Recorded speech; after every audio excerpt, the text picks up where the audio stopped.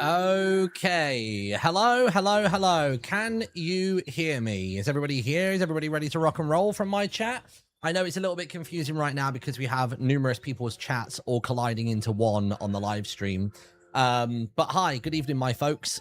Good evening, everyone. Hope you're good. It is finally time to step back into the world of misadventures via Dagger Hearts, which I am very excited about. I've just this second updated the stream title. So that should be all fixed and working momentarily. So thank you for poking me on that. I'd updated everything else other than that. We basically had some tech issues with getting,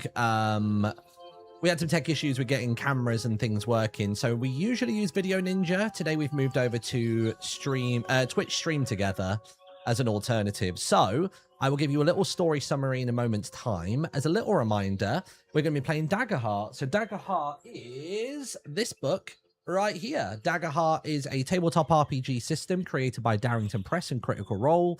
Of course, you'll know them from the very popular web series Critical Role for Dungeons and Dragons. It's done in a similar vein, but it has much more of an emphasis on storytelling, both in and out of combat.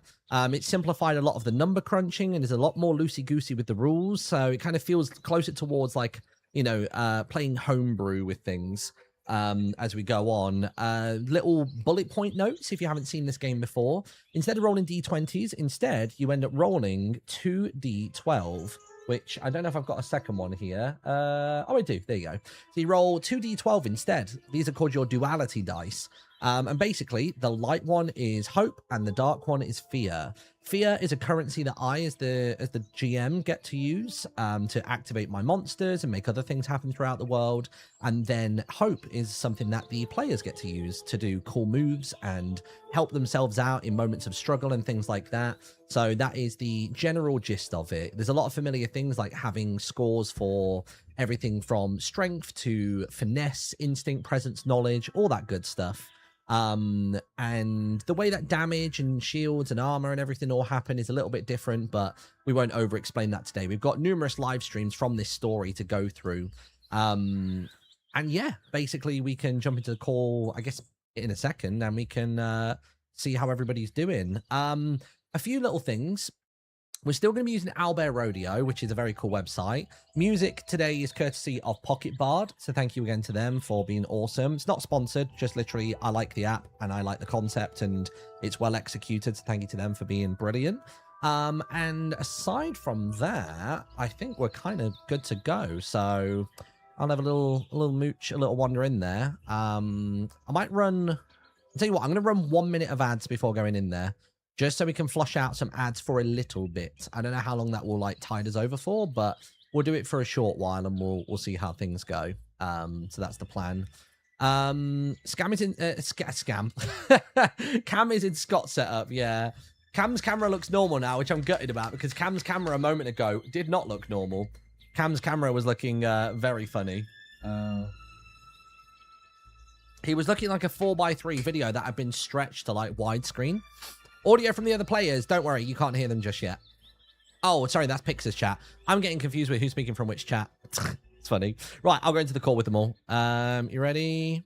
I can hear him. Okay, I've there we unmuted go. desktop audio, so you should be able to hear Hi. me. Hey, big Hello. dog. Hey, Hi. hey. Hi. I I think was so. playing The Sims now. The drum. The drum. The drums of war call is us that to your- action. Is that your fidget toy? Gonglor will answer. Yes. You've got drums. Eloise has got the Sims. Cam's, what's your fidget toy for the He's day? eating I've toast. closed, Snacks. I've We closed got The toast. Sims now. It's really hard for me to close The Sims, but I have done it for this stream. Are you excited for Pokopia? Have you got any interest in that I one? am. Yeah, I'm very I excited. I know, it's pretty cool, yeah. Ocopium. I'm hoping that's the bridge where Pokemon will start inviting me to things properly if I cover Pokopia. Yeah. Currently, I'm on their fringe, but I want to be in their close. Dude, I don't understand how you're on the fringe. You're like, you literally look like a gym trainer anyway. Like, I don't know where we're at with that. Pix, what's your fidget toy? Or are you just I very have- well disciplined? I feel like it's always like the lens cap for my camera. It's just got like an Yeah, actual literally, one. yeah. I love Like squishing one. the Look, cow. look, I've got squeaky. that, and I've got a guitar pick that just floats around my desk, and if it's within reach, I always pick it up. and fiddle with it. So I've if you got see an one- orange object in my hands, I got that's some what that is. speed. I got some speed. Oh, there you go. wow. Even if I'm GMing, I'll sometimes do it just so I can actually concentrate on what everybody's saying. That's could what do it looks like when Ollie does a spin attack. I'm pretty sure that's what that looks like. I'm always doing my spin move. You could do some crazy green Always. screening with that fidget spinner, Martin, because you can have it where you can only see it when you're spinning it at max speed because it makes a green circle. Oh wait, what? I think the camera. Yes, if you do that, suddenly you'd be able to see through it. If it was. Oh, I green like it screen when it red. does it goes the other way then after a moment. It's good. Yeah. Right then, Daggerheart in Misadventures. For those of you that may not have seen the previous live streams in late 2025, I wrote what I thought was a one shot. Turns out it takes like 3 or 4 streams, depending on pacing, to get through. Always happens. And basically, it is a story set in the world of Misadventures, of which we are all cast members. Misadventures, What's if you don't know, Misadventures? is an MMO-inspired, Dungeons and Dragons as well inspired Minecraft SMP. We started with 2 towns. We had Merriport, which was the main city, and we had Orchidea to the southwest, which were created by Lizzie, and I think Fwip built Orchidea as well. And basically, it's been our job as the players to populate the world and build out points of interest, basically building an MMO map. We'll come in for Windcraft. That's what we're trying to do. And basically, I thought that was the perfect setting to tell fantasy stories because it's very medieval-esque in its design so far, and that's what we've done. So as a summary for the story so far, we began over in Orchidea. There was a situation that had been unfolding there over recent days where there was a string of murders or kidnappings or grazings, if people were lucky.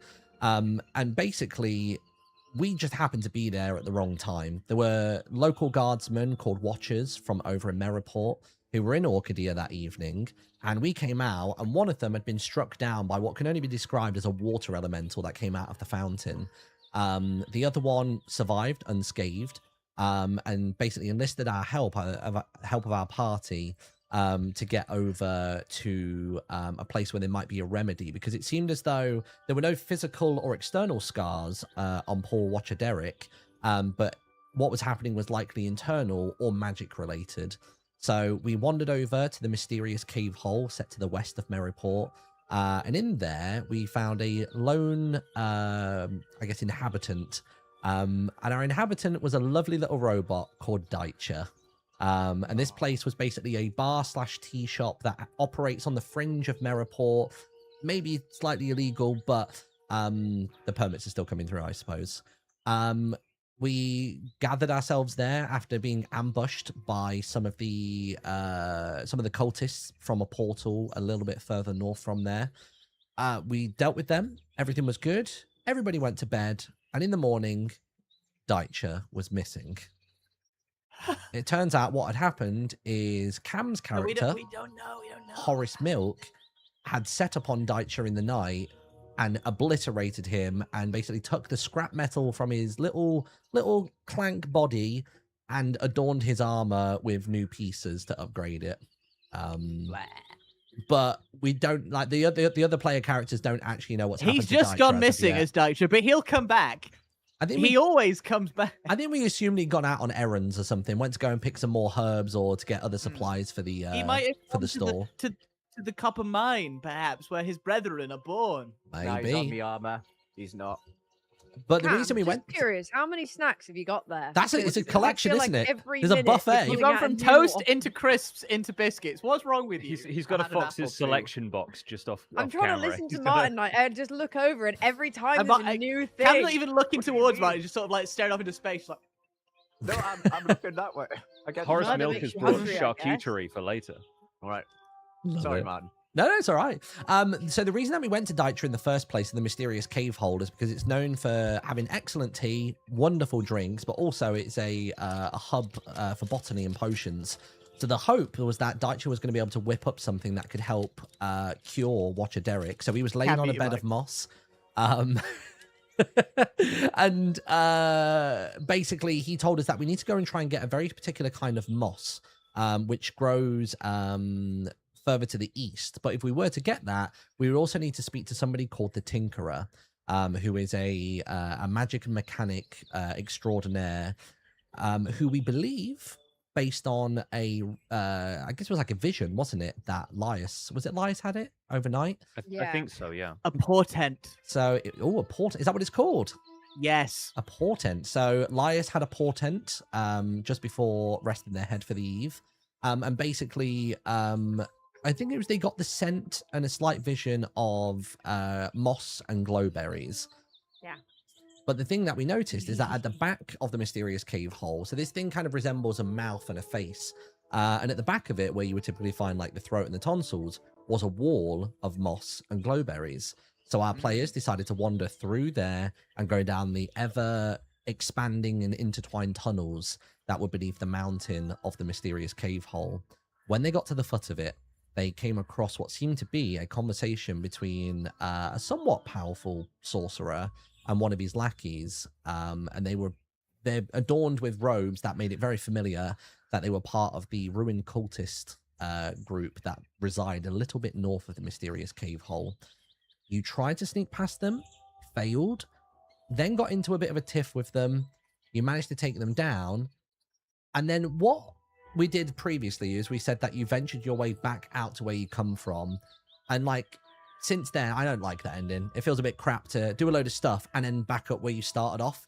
Didn't like it. So we're actually going to retcon this. And instead, what happened previously was you came in from the southwest corner of the map. You came across the bridge. Some of you leapt off of it. Some of you came down the stairs towards the northwestern corner of that map that we had. And you had a fight in the central part of the map. And there are basically on the southern border of it, there was a small waterfall, and there is one huge raging waterfall. And at the top, you can see glimpses of light that take you back to the outside. It's quite the climb, though. And what we noticed as you were kind of gazing at that and deciding to make your way back out is that in the northwest, a bunch of the cultists were pouring out of the doorway and running their way down towards you. So they've actually blocked off your exit, and you're going to have to make an ascent up this waterfall to escape. Question. Yes. Because I know what this build is becoming in the next week on Misadventures. Can we say that we have to do a bunch of slime jumps with dex checks to see if we get out? So, because that's part of what's down there now. Is there really? It's going to be it's a big parkour area at this point now. You know what? That works fine, because what I was going to do is I was going to set a countdown right now. In fact, I don't want forest music. We want cave music. That will do. Cave combat. So I can hear the music. Silly. Yeah, this works. Well, I can't hear the I tell you what, there's a waterfall sound effect as well. Nani? Oh, so immersive. Okay, so if you want to do some dex, or I suppose in cases of Dagger Heart, we'll do some finesse roll. I guess it'd be less finesse and more agility. Yeah. Seems more applicable. So I have got a countdown die here, and it's going to be sat at 12. When it hits 0, you escape. So, if somebody would like to lead the charge on this isn't a group roll. This is simply just someone wanted to have a crack at it, and we'll see if we can get everybody navigated up this waterfall before the cultists catch up. They may begin to start throwing rocks and projectiles at you, flinging a few spells. But let's see how this plays out. Gonglor will take the lead as the most dexterous and agile of beasts. I tell you what, seeing as it's been a while, it's been a few months, and for maybe some people it's the first time, can you give us a quickie summary of who Gonglor the Good was/is? Gonglor is a wild-born ribbit brawler, which means he is a frog in nature, but shaped like a man, and he has radiant, glowing eyes, as though he has something more about him. He had a really cool moment in the previous episode where when he slept at night, he actually slept beneath the surface of the water in a pond and just kind of like gently like glowed, like kind of just like strobing, like almost a bit like a frog light, I suppose. It was really impressive. He does. He loves a frog light as well. Gonglor is I would say a hero to all frogs, and his adventures here may even impact the tales and stories of future generations of frogs. Maybe so. Maybe so. Gonglor will take the lead. Nice. He will leap towards the first of 3 slime pads. Sure, we go. 3 slime pads can be the first objective. So all I need you to do for me, very simply. So for those of you that might not be aware, in Dagger Heart, instead of rolling a d20, you instead are going to be rolling 2 d12. One of them is your hope dice. One of them is your fear dice. You add the total together to get your number score. But if the fear dice rolls higher, it can cause a complication. If the hope dice rolls higher, you get to collect a hope, which is a currency you can use for doing cool moves and other such things in the future. And obviously, if you roll with fear, that can cause some complications. And I gain a fear, which is a currency that myself as the game master uses to make bad things happen, catastrophic events, and generally give mobs their attempts at, you know, a combat, if you will. So if you can give me a cheeky agility roll, that would be fantastic. 1d12 then, first or 2? 2d12, Two? yeah. And you get a Okay. +2 to this because your agility is It's +2 only on rolled your one. character sheet. How do I roll 2 at once? So you click on the number twice. And tell you what, let me bring up that game screen. We can see how that looks. Yeah. Like I say, you should be able to see our waterfall bit, and I'll roll the dice across it. See how So that roll comes it. through on here. Oh, sorry, I've just noticed Eloise isn't in there. Okay, so we need to Well. decide which one is which. I was might- going to say that makes it harder if we can't. Yeah, tell you might the need to dice. recolor one. If you go to your dice bag at the bottom of the dice menu, Oh yeah. and then when that brings up the UI, if you click on one of your 2 dice yeah. and then edit it, when you scroll down that edit menu, there's a very obvious color selector.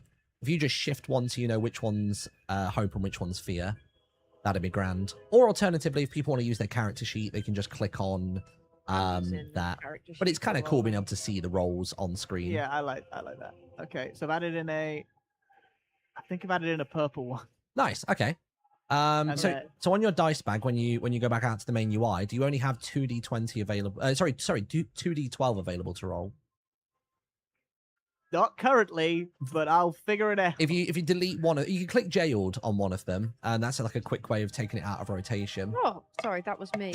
That's all right. No, this is good because we've not used this dice thing on Albert just I'm yet. messing it up, Martin. I look so stupid. Gonglor's supposed to be a hero. How do I make them a different color?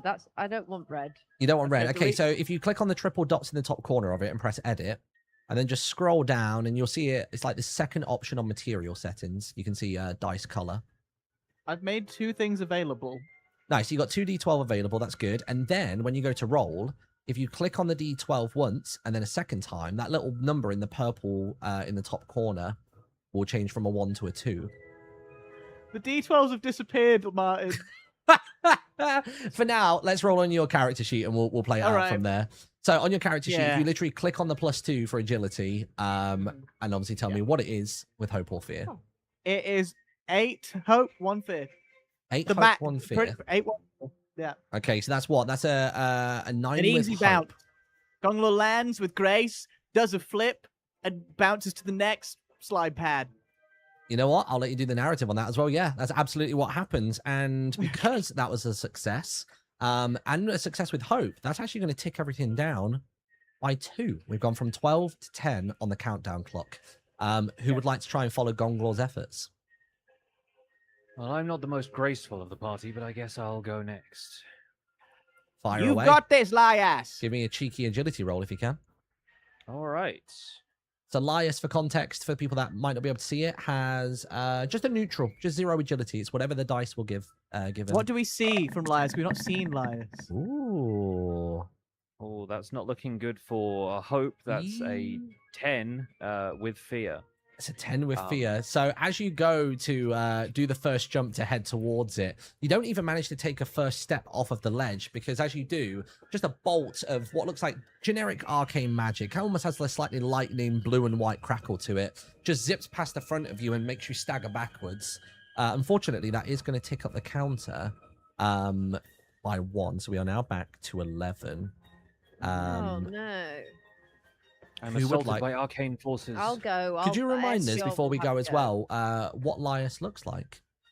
So Lyas is about 6 foot tall, very pale, like almost kind of blue moonlight kind of skin, dressed in dark robes with a big kind of floppy brimmed hat.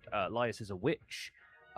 Pronouns he, him, though, a witch of the wild woods, and is sort of elven in terms of origin, but yeah, is just a spooky looking but otherwise benign practitioner of the magical arts. Nice. I like it. Who is going to try and have another go? Who's up next? I'll go. I'll have a go. Have a crack. All right. I think I've done this right. I just need to roll it for me, and I have a +1 on my character sheet. You So I do, think yeah. I've done this right. For Esiole Tonnerre. Esiole Tonnerre. Oh dear, that's an 11. An 11. Is that with hope or fear? How do I tell? Did you roll it on the character sheet? No, I rolled it on Albert. Oh, we didn't see it come up on Albert for some reason. No. Oh, I know why. Did you roll it only for yourself as opposed to Yeah, everyone? there you go. If I do it now, We'll take another roll. That's fine. Okay, and then if I do that, and then do this, yeah. Okay, can you see it now? Yeah, Oh my there we God, go. it's Don't know quite which one's which. violent throw. We'll take left most of the screen is always hope, and right side of the screen is Okay. fear until you Well, change then the it's a colors of them. 14 with hope. Nice. Well, that's a 14, and then you get to add on your +1 as well. So that's 15. No, that's 14 with the +1. Oh, is it? Oh, It cool. was yeah, you can add the +1 on the thing. No way. That's So- pretty cool. Okay, so a 14 with hope. Yeah, you absolutely managed to go for it. So as Gonglor has described previously, there is a sequence of lily pads, each with a small rock between them. You can't tell whether the moss is there present as a trap for people trying to make their way down, up, or whether it's just natural vegetation growing inside of the cave. But what sort of mannerism do you have going across it? How does Esiole typically move with all of the heavy clad armor? So for context, people that don't know, Esiole and Horace Milk are both listeners or watchers? Listeners. They are listeners, which is the second rank of command, just above the watchers, who are kind of like ground level kingsmen over in Merryport and surrounding areas. So yeah, you're a guardian and heavily clad. So how do you move with all of this going on? I like to think that she uses the stub of her axe to gain traction in the ground to push herself up onto each slime. Nice, I like that. And leap into the Like air. a pogo. So traversing Yeah, across kind of with like ease. that. Yeah. We are now down to 9 on the countdown timer. I don't know my D12s well enough to find that 9. Where is it? Where is it? Where is it? There it is. Lovely. D9. All right. I suppose the only person who hasn't had a chance to go just yet is Horace Milk. Well, best till last, obviously. You are very quiet on a second. Yeah, you are very I'm quiet. sorry. Oh, sorry. Best till last. Sorry, I fixed it. Nice. Obviously. I'm gonna roll. I got 9. With hope or fear? Hope. 9 with No. hope. 7. Wait. I'm very confused right What did, now. what did you okay. click on? Are you doing it on your character sheet? Yeah. So all you have to do is where it says agility +1. If you literally click on the +1, it'll bring up Okay. a little fella in the bottom left corner, and then you just press roll. But you will need to, when you do it, it might only have 1 dice selected, so you need to add a second one. Well, I think he's doing it on his character sheet, I think. Or Yeah, I Oh, know this that. is so I had to add this is- another dice. are you doing it This on is so Owlbear or on the confusing. character sheet, Cam? Can I share my screen and then just show quickly? Oh my god. Which website are you currently Sorry, using I'm to Say roll really the your website dice? that you're. Are you on I'm Demi really Play? having a hard. I'm Do having it a on hard Owlbear day. then. Do it on Owlbear. Oh no, Oh, it's that's a, just so a character word. sheet's fine. You're good. So yeah, that's a 9 with hope. That's good. We like Okay. that. Good. Equal question goes to you then. Can you remind us a little bit of what Horace Milk looks like, and how Yes. does he maneuver? Because I would imagine he's got a bit more grace, given that he. Well, in fact, he's not a Kitari, is he? He's a human. He's a He's a big human. man. That He that just hair is sort of- very confusing on the avatar. He walks around like he's the most confident guy in the world, but on the outside he's like just a bumbling fool. He's ginger. He's got big ginger hair that's kind of like, imagine Justin Bieber 2010. Like ginger hair like that. And he's got little ears that stick out as well that are like up here as well, which So is fun. are the ears cosplay, or is that like a hairstyle choice? I think it's a hairstyle choice, to be honest. Like Okay. it's a tricky thing to talk about really for Horace Milk. And of course, one of the famous things about Horace Milk is that whenever he says his name, everyone says Horace Milk. Do they now? Horace That's... Milk. Horace Milk. Oh, okay. Gonglor does. Gonglor does. And Deswal and No. and Esiole, and also As- no, she does not. well, and Lyas does as well. So that's the other Lyas thing. is busy falling currently. Yeah, Okay, well, Lyas has anyway. staggered back. The two of you, the two guardians, have decided you're just going to just blast past Lyas and just go for this leap across. You quite effortlessly managed to do the bounce off the mossy lily pad sort of like protruding section and land on the next section there with Gonglor. At this point, I think I'm going to spend a fear to try and throw a strike the way of Lyas, just because he's isolated already on his down. own, needs a single target. So I'm going to roll a d20. That is a mere 5. Does that hit your evasion? It does not. My evasion is an 11. Ooh, okay. So one of the archers, not one of the mages, one of the archers back down by the river goes, "We got to stop them getting out. We don't know what they've heard." And then pulls back, releases the arrow, and it looks pretty true and straight, but the mists coming off of this waterfall are just so dense that you guys feel drenched already being in the vicinity of it. The arrow, the feathers at the back of the arrow just get absolutely doused, and you just see them just sort of droop and wedge, and the arrow actually just kind of falls off, and it falls short by probably a good 5 foot away from Lyas, barely hitting the rocks by your feet. Pathetic archer. And Pathetic man. play returns to you guys. What would you like to do? I would like to, seeing Lyas under attack, I turn back and lean over the edge and say, Lyas, grab this! And I stick my long tongue as far as it'll go down with my tongue of trickery experience. Does it have grip, Oh, the tongue? Like, would it just be wet? Like, what? No, but I think you can sort of like latch onto it like this. okay. So you're essentially spending a hope to assist Lyas in his role. Yeah. For Tongue of Trickery, because that is an experience as opposed to a feature, isn't it? Yeah, it's the thing I've added as Nice. tongue of So a trickery. quickie summary for those of you that might not know, in Dagger Heart, all players have experiences. They are basically like little phrases, mantras, kind of general ethoses that characters have. They can be something as silly as, don't mind me, dearie, which is what Scott's kind of grandma character has, and uses it to be quite dismissive and quite like sneaky with getting into places. But with Tongue of Trickery, I think we can definitely do something here. Maybe for this, you spend a hope, so tick one of those away, and that's going to allow you to add a +2 to, what would this be? Lyas's agility? I mean, I guess When it you would be jump? more so you're the one trying to drag Lyas. I guess maybe he makes a jump to my tongue, and then I've got to do a separate roll to see if I can pull him up. Let's do that. Let's go for that then. Okay, so in that case then, I think we're probably going to need a strength check from you, Gonglor. So you've got a +2 added onto your roll. You already get a +1 because of strength. So what do you get on Gonglor that? is not strong, but he is wily. Gonglor is I a have lot stronger got- than I am. It's not great. It's a 3 with fear +2, so 5. Gosh, total. was that literally 2 fear, 1 hope? It was 1 +1. They were even. Oh they wait, were no even. wait, 1-1. What that's if a- that's a that's a 1-1? critical That's a success. critical success. That is the equivalent. Guys, we got a critical What? success. Nice. How is He's- a 1-1? Gonglor's a turned it critical around success? again. Gonglor does not know the rules of the Gonglor game. the In that Great. case, Anytime you roll doubles on your d12s, it's a critical. Gonglor never leaves yeah, a that's man the equivalent behind. of a D20, a nat 20, should I say? And there is no natural 1, but I am going to make it brutal if somebody rolls a 2 on fear and 1 on hope, because that's literally as low as you can go. But you've looked out there. So I'm going to say because of this, Lyas doesn't even need to make any kind of roll. Lyas is kind of collecting himself and paying attention to the arrow that has just fallen Carry me short. aloft, Gonglor. But my Carry me tongue aloft. extends longer than it's ever extended before, longer than I even knew it could. Well, as though with mystical powers, and wraps itself around Lyas, so he doesn't even need to grip. And then And what's hilarious to the archer down on the ground is that as you pull Lyas towards yourself, the mists are causing really strange mirages to happen. And 1 minute Lyas is there, the next minute there's a wavy figure of him, and the next moment he's gone. And the people down there are absolutely baffled. And because that was a critical success, that is actually going to be taking 3 off of the countdown. We have gone from 7 to 4. And I can't possibly take playback if you just had a critical success.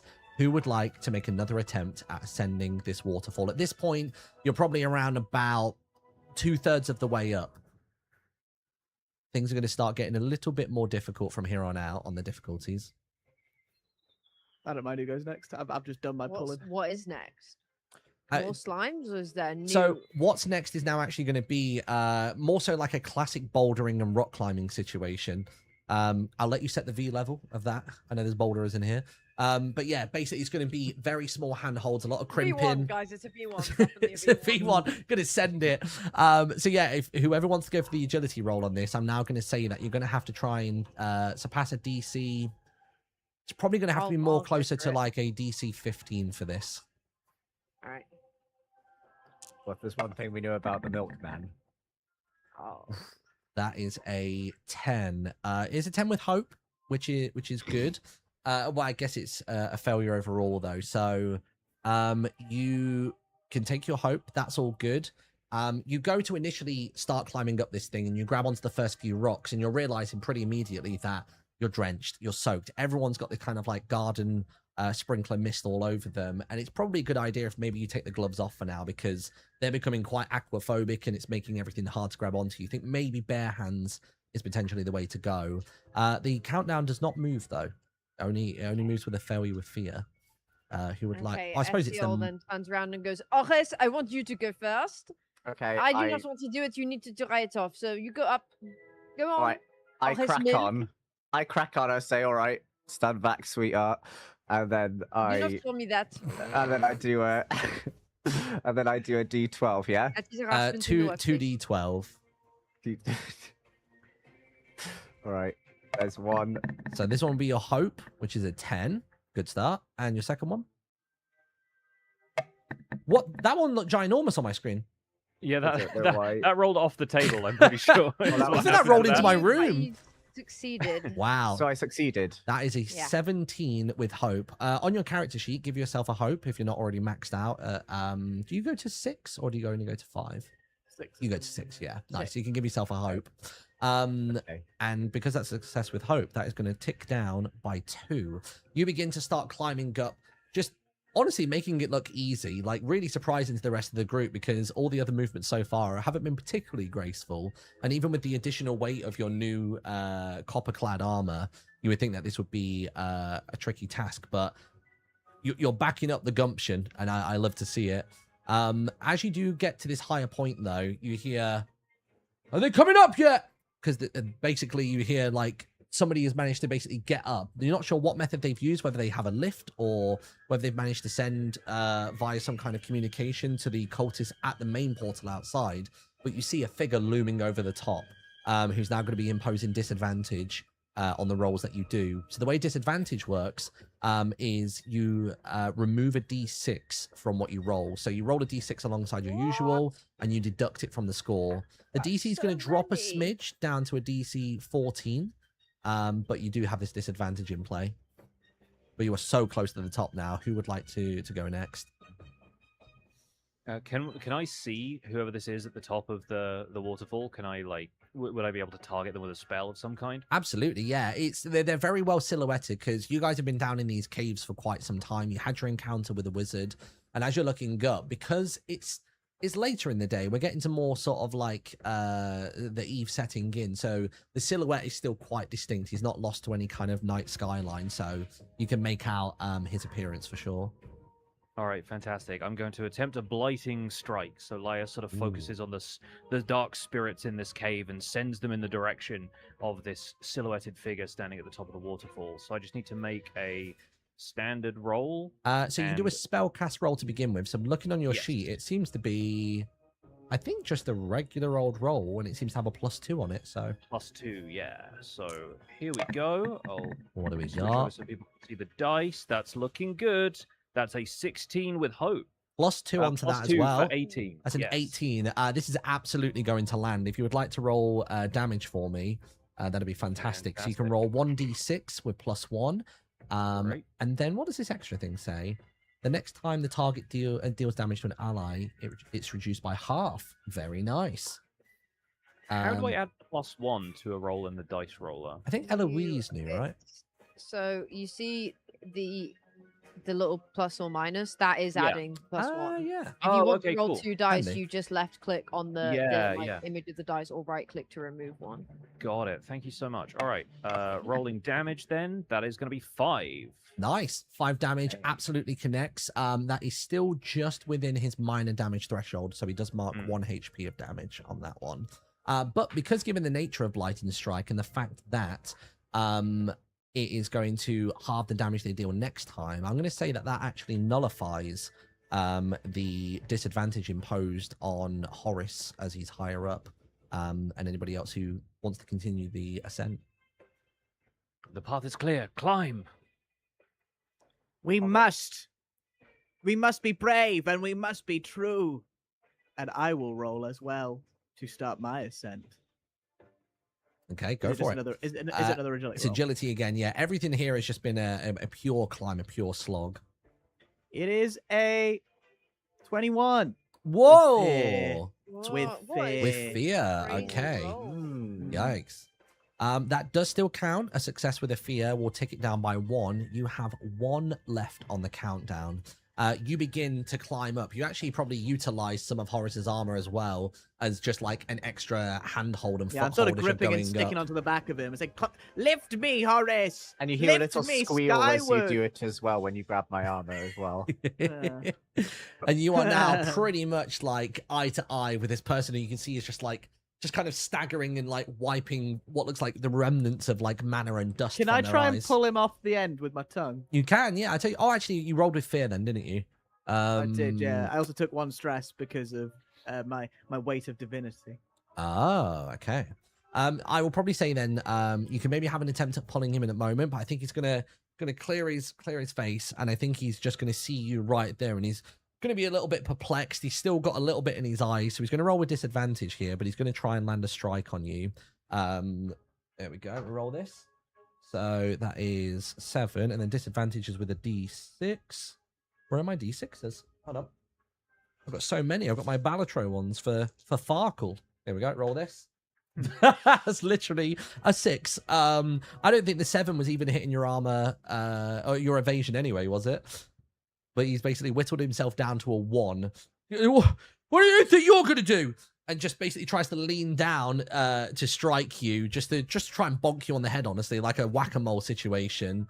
And as he does, he sort of loses his balance and he's now precariously hanging over the edge, gripping perfectly onto placed. vines and roots as he just is suspended over the edge of this waterfall now, or the side edge of the waterfall.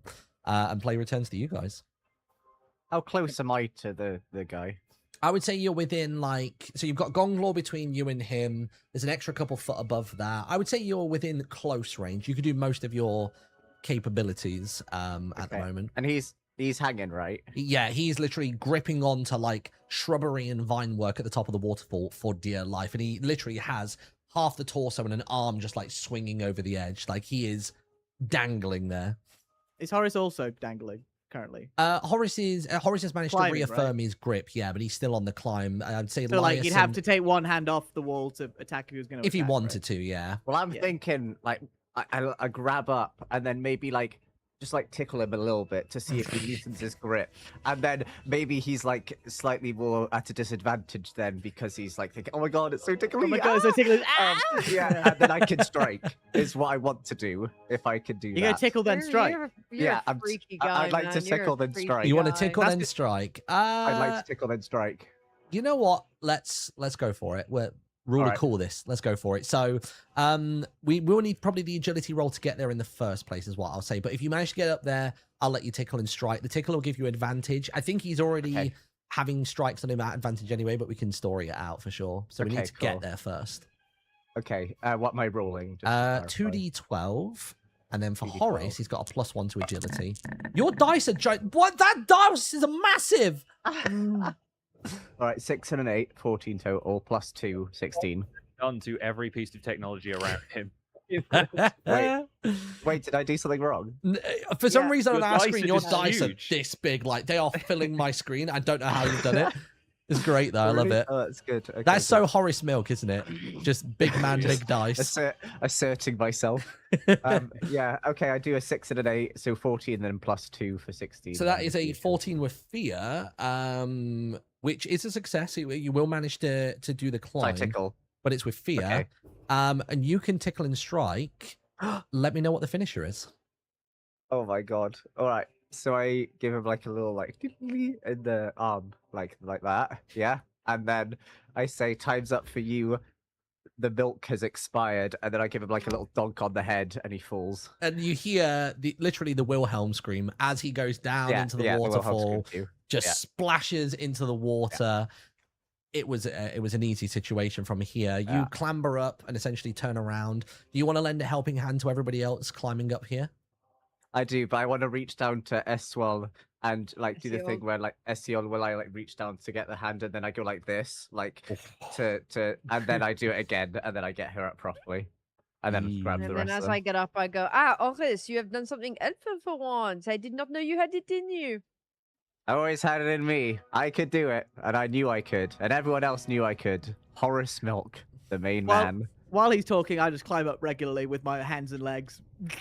You're up to the top. You're up and out there. I just start monologuing off into the sunset, and then like everyone's just clambering No up, one is and no one's I listening. shout out to Lyas and say, listening. "Is Lyas up now? Does Lyas need my Lyas, time?" yeah, I would assume. everyone's Lyas up now. is sort of reaching up for Gonglor to lend. Gonglor reaches his tongue back down and says, "Grab on." Says I what? say, but- Sorry.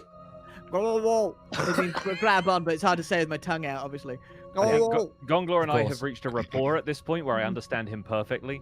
Yes. You've got Our down, synergy is tongue, unmatched. tongue phonetics are all there. Yeah. You speak his mother tongue. Yeah. I think as Lyas is climbing up Gonglor's tongue, you hear him quietly mutter to himself, "It didn't make any sense. His name is Milk. So surely if the milk has expired, then he has expired. I will never understand this man." And then while this is all happening, I'm still monologuing off into the sunset with Yeah. no one listening No as one well. is listening. Yes. No one's listening. And as you look off into the sunset, you notice that the familiar colors and the familiar hues that you get from golden hour, as some people call it, where it looks as though currency and money are just washing over the kingdom, just like it's a lot of people resonate with it and kind of associate it with wealth. And it's the sort of color of a sunset that you only really get in the main central part of the continent where Merriport is located, which is why everybody tends to gravitate here. But you notice that as the sun slowly sets, as you guys start to make your way down the hill and walk towards the northern end of Merriport, set a little bit away from it, you notice that the colors on the horizon begin to change. They go from the familiar golden hue of golden hour, and it starts to change into this colorful, playful, dancing rainbow, really iridescent changing, and you see greens and yellows and blues. You hear little pops and bangs and fizzles and things like that as you continue along the path. I don't know if you guys want to unpack what just happened with one another or have a little chit chat as you're wandering along the road. Lyas, have you seen anything like this before? No, seems strange. What is that I smell on the air? I believe it is corn that has been popped. If you would like Shall to we sample the delicacies? I have not eaten since breakfast. All right, lead the way, Gonglor. Gonglor appreciates a good soiree. And as you make your way up the hill and continue along the path, you begin to notice large structures silhouetted in the night sky, but the lower part of them, the gradient of when this of where this multicolor is kind of like washing up and over it, you start to realize that what you're looking at is a circus. Now, Horace and Esiole will probably recognize this as being the Qatari Caravan Circus. It rolls into town every single year without fail. Around Merriport, there have been posters on the walls in the marketplace and even in some of the communal areas. You've heard some of the children bragging and daring one another to go and stroke the new pet that's there. There's been speakings about a skeletal dog, which is the new wonder, the new marvel that's coming with the caravan this year.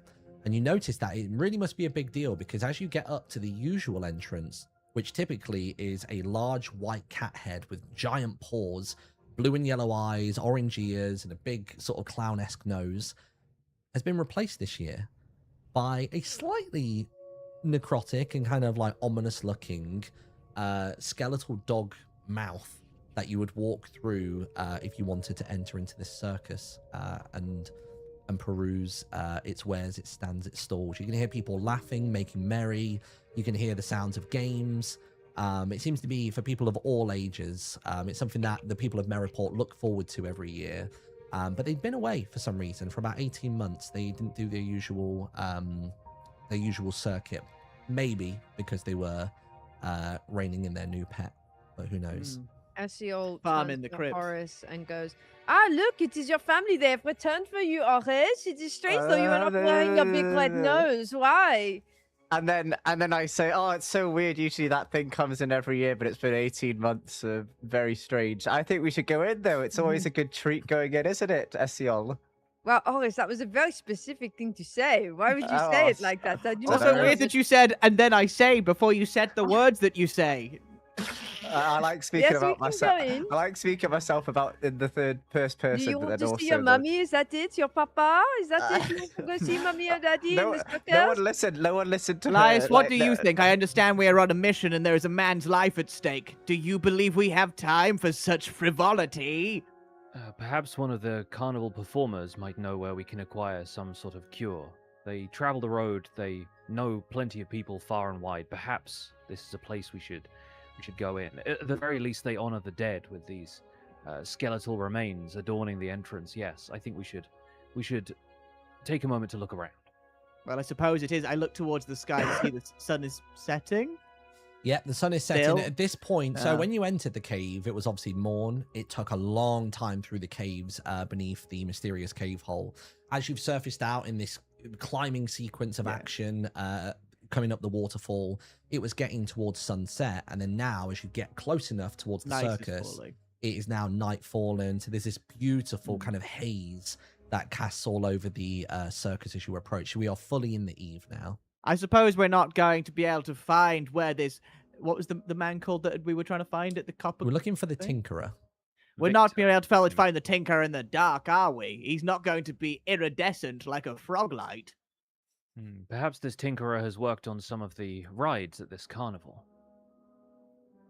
Which means we should test them all out, right, guys?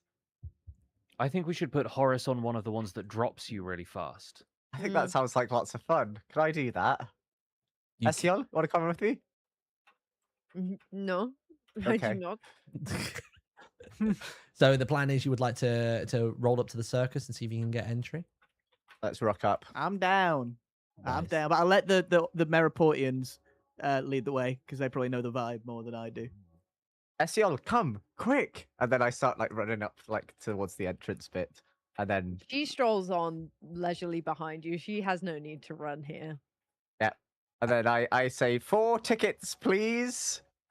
Right, so we told you, and he's not even listened to what you've said. He's just gone, our paperwork's in order, all right? You can go and ask the mayor about it. We filed it a week ago. Why do you keep coming to give us grief?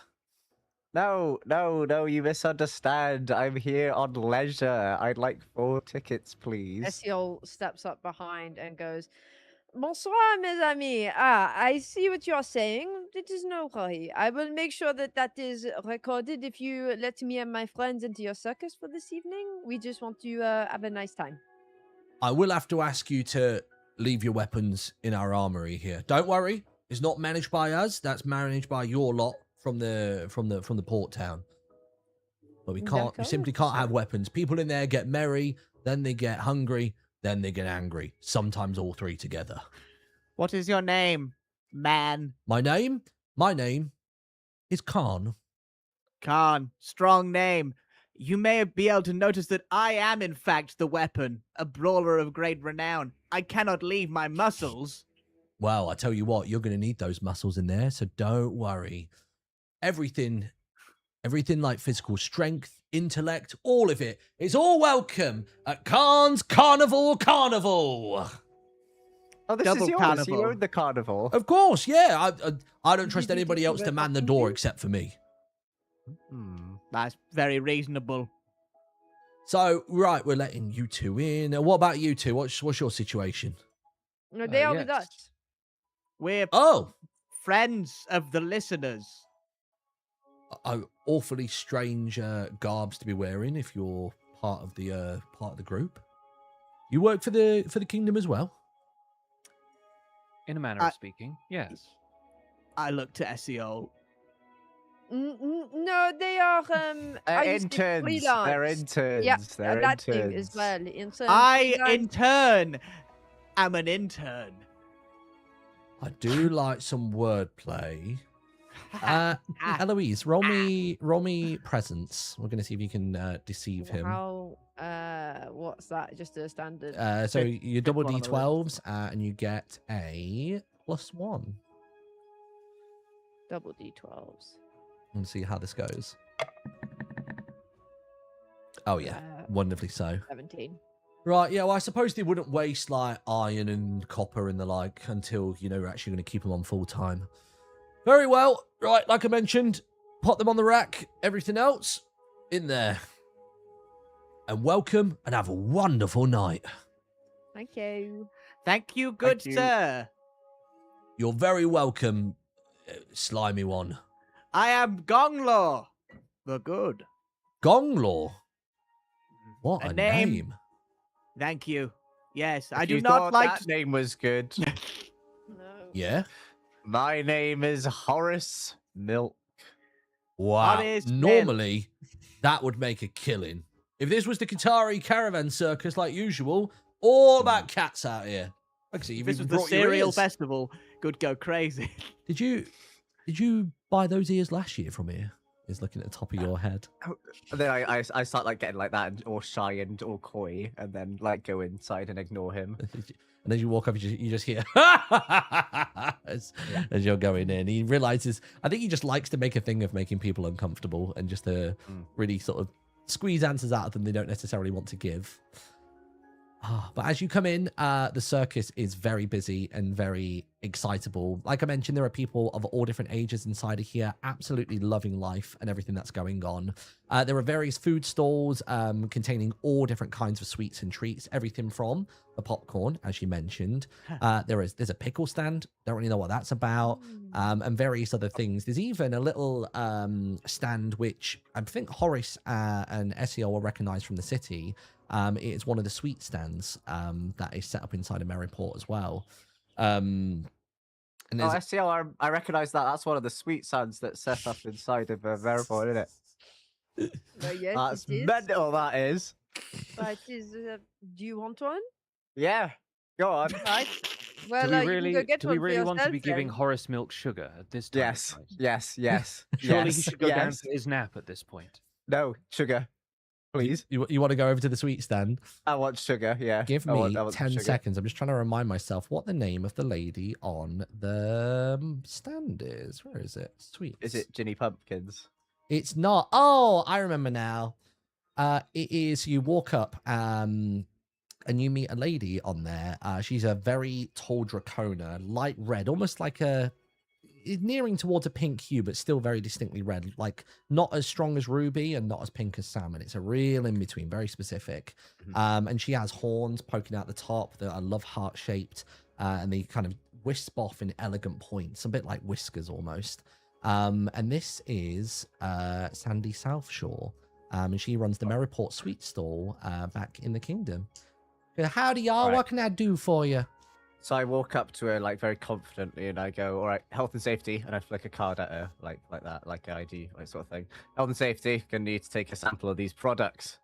Well, that is how it works. Have you been sent by one of the speakers? Yes. Who might that be? Just one of the speakers. You know the one. Darling, I'm going to need a name. Do a knowledge check. You might know them because you Can I work do a knowledge there. check? You can do, yeah. Give me, do a knowledge roll. So that is just roll 2d12. And on Horace Milk, Right. he's got a flat roll on that, just as it comes. All right, here comes a big dice. So we got Hope is 3. All right, round 2.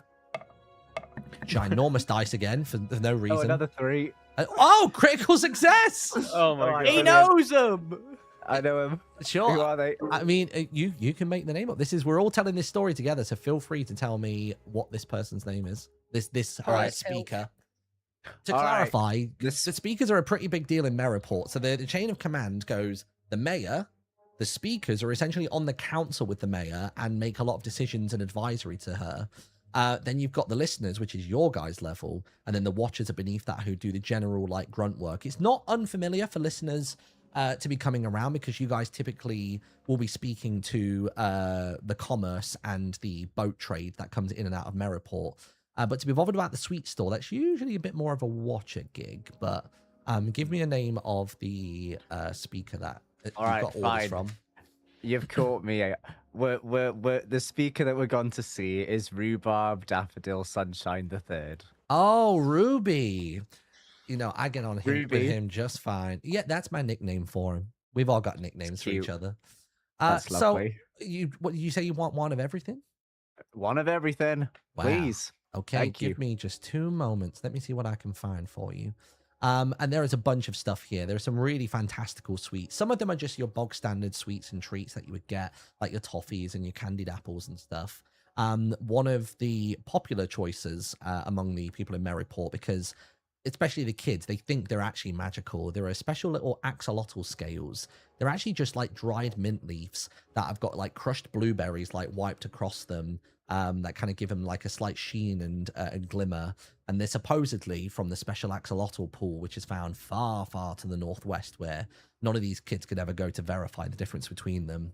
You've got Isla Bonita themed sweets, so the various botany and flora that grow on that island. There are sweets that have got this kind of like, you know, like marbles, where they kind of have like the mix and blend of colors. They're just like little picky sweets as well. And then the favorite that usually gets thrown at people rather than consumed is the Isla Bonita mud pie as well. But you can take your pick and take whichever you want. All right, so a little bag, and I just sort of whack all of them in there, nice and easy. And then, yeah, thank you. We'll be on our way. Take care. Do you have any strawberry laces? Strawberry laces. Let me see now. And she sort of like pilfers through. I don't. We have pickle straws. That's about as close as we got. I'll take one pickle straw. Are you sure you don't want more? I mean, you're welcome to more. One is enough. Very to well. wet the whistle. And she's quite presumptuous. She just assumes that you're going to catch this, and she lobs it into the air, assuming that you're going to go. Are you actually doing? Okay, fair, nice. Of course I do. Of course I do. I've got a trunk of trickery. I will use my finesse or my agility. Finesse. Yeah, let's have a look. So finesse would be control. But you're rolling a tinker. finesse to catch sweets with your tongue. Yeah, Right. I guess it's Yeah, weird. got So it. it gives you control, hide, and tinker, whereas agility is more sprint, I'm controlling dodge, my leap. tongue's dexterity. We'll go finesse. I mean, is that better for you on the rolls? No, it's worse, but I don't mind. I use the tongue of trickery. Sure, go for it. Yeah. Oh, So you're doing it's tongue of minus trickery one, as well. -1 +2. So Yes, and then obviously -1 hope to that as well. I'm rolling now. It is 8 hope, 1 fear, +1, so 9. 9 with hope. 9 with hope. So give yourself a hope back. That's lovely. And yeah, you kind of catch it with ease. There was nothing too tricky about that. It's a small object, singular. It's not like you're trying to catch numerous parts. It is very, very pickled for no reason whatsoever. That's rather sour. And you can Gonglor is pleased. it's got a slightly corrosive feel on the inside of your mouth. You can feel it kind of like fighting. Like the flavor is just, and I mean just, overriding the pain that it's bringing on. But it's really waking you up after what has already been quite an exhaustive day. I needed that because I was getting snoozy, and I needed to stay awake for the rest of this evening to see if I could spot the Tinkerer. The Tinkerer might be about. Esiole interrupts very quickly and goes, I am sorry, I must go to the toilet. I will be right back.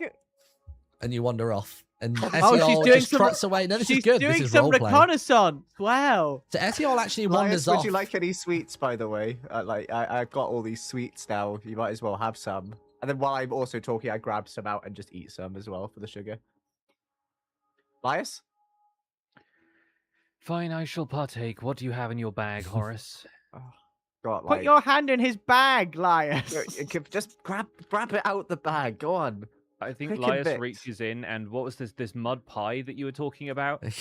Yeah. I think his hand comes out just sort of dripping with whatever this kind of the... gungy You got the best substance. one.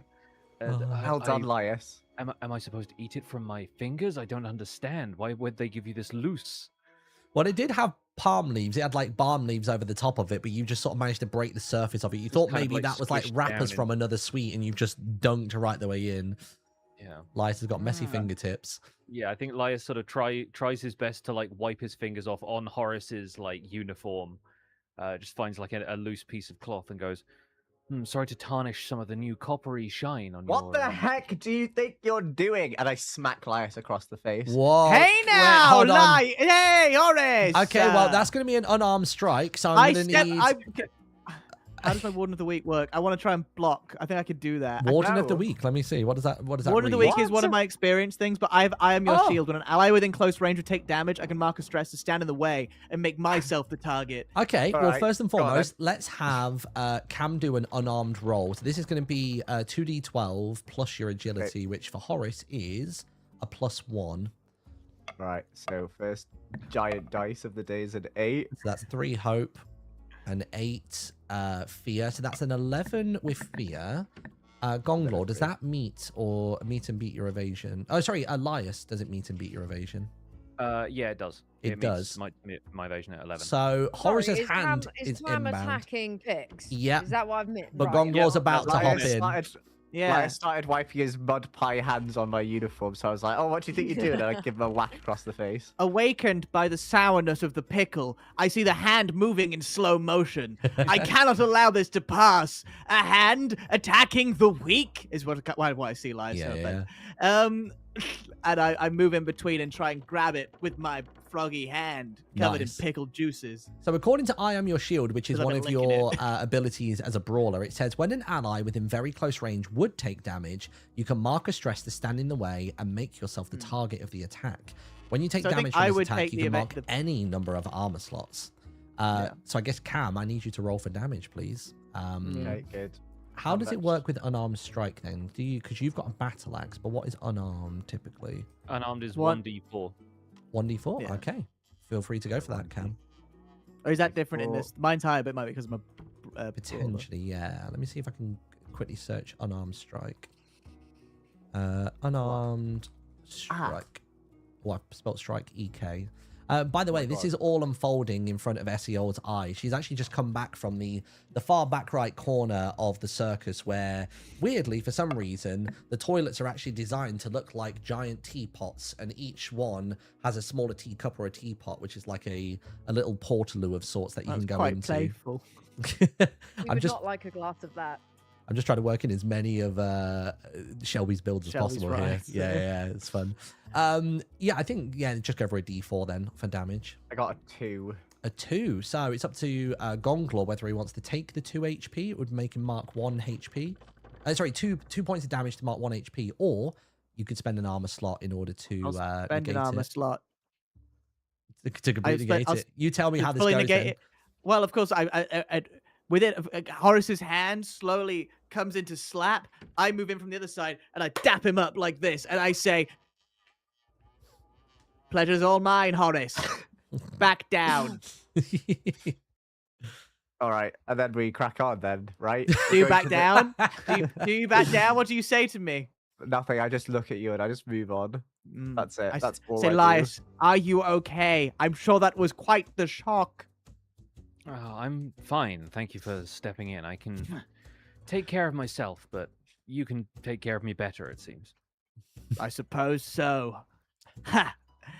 Only good deeds for Gonglor today. And I start striding away. Nice. Pickle juice coming down my mouth. Esiole, in your wanders to and from the loo, you noticed that there were a couple of fairground games as well as additional food stalls. You saw one which was being run by a quite tall and regal looking Clank character, which looked to be like almost like a Plinko bord. There was another one which was being boasted as being called Tug of Boar. And over there you saw a very large furbolg, like bovine man. Looks very much like a Highland cow, just stood there posing and flexing and things like that. And there's also just the Ferris wheel, which has some additional signage at the foot of it. Do any of those activities take your fancy? Or there's always the big tent as well, but you can hear the various shoutings and hollerings. Show's not until 9! Show's not until 9! But make sure you get your tickets before it's sold out! I think she might be able to outstrong the strong man.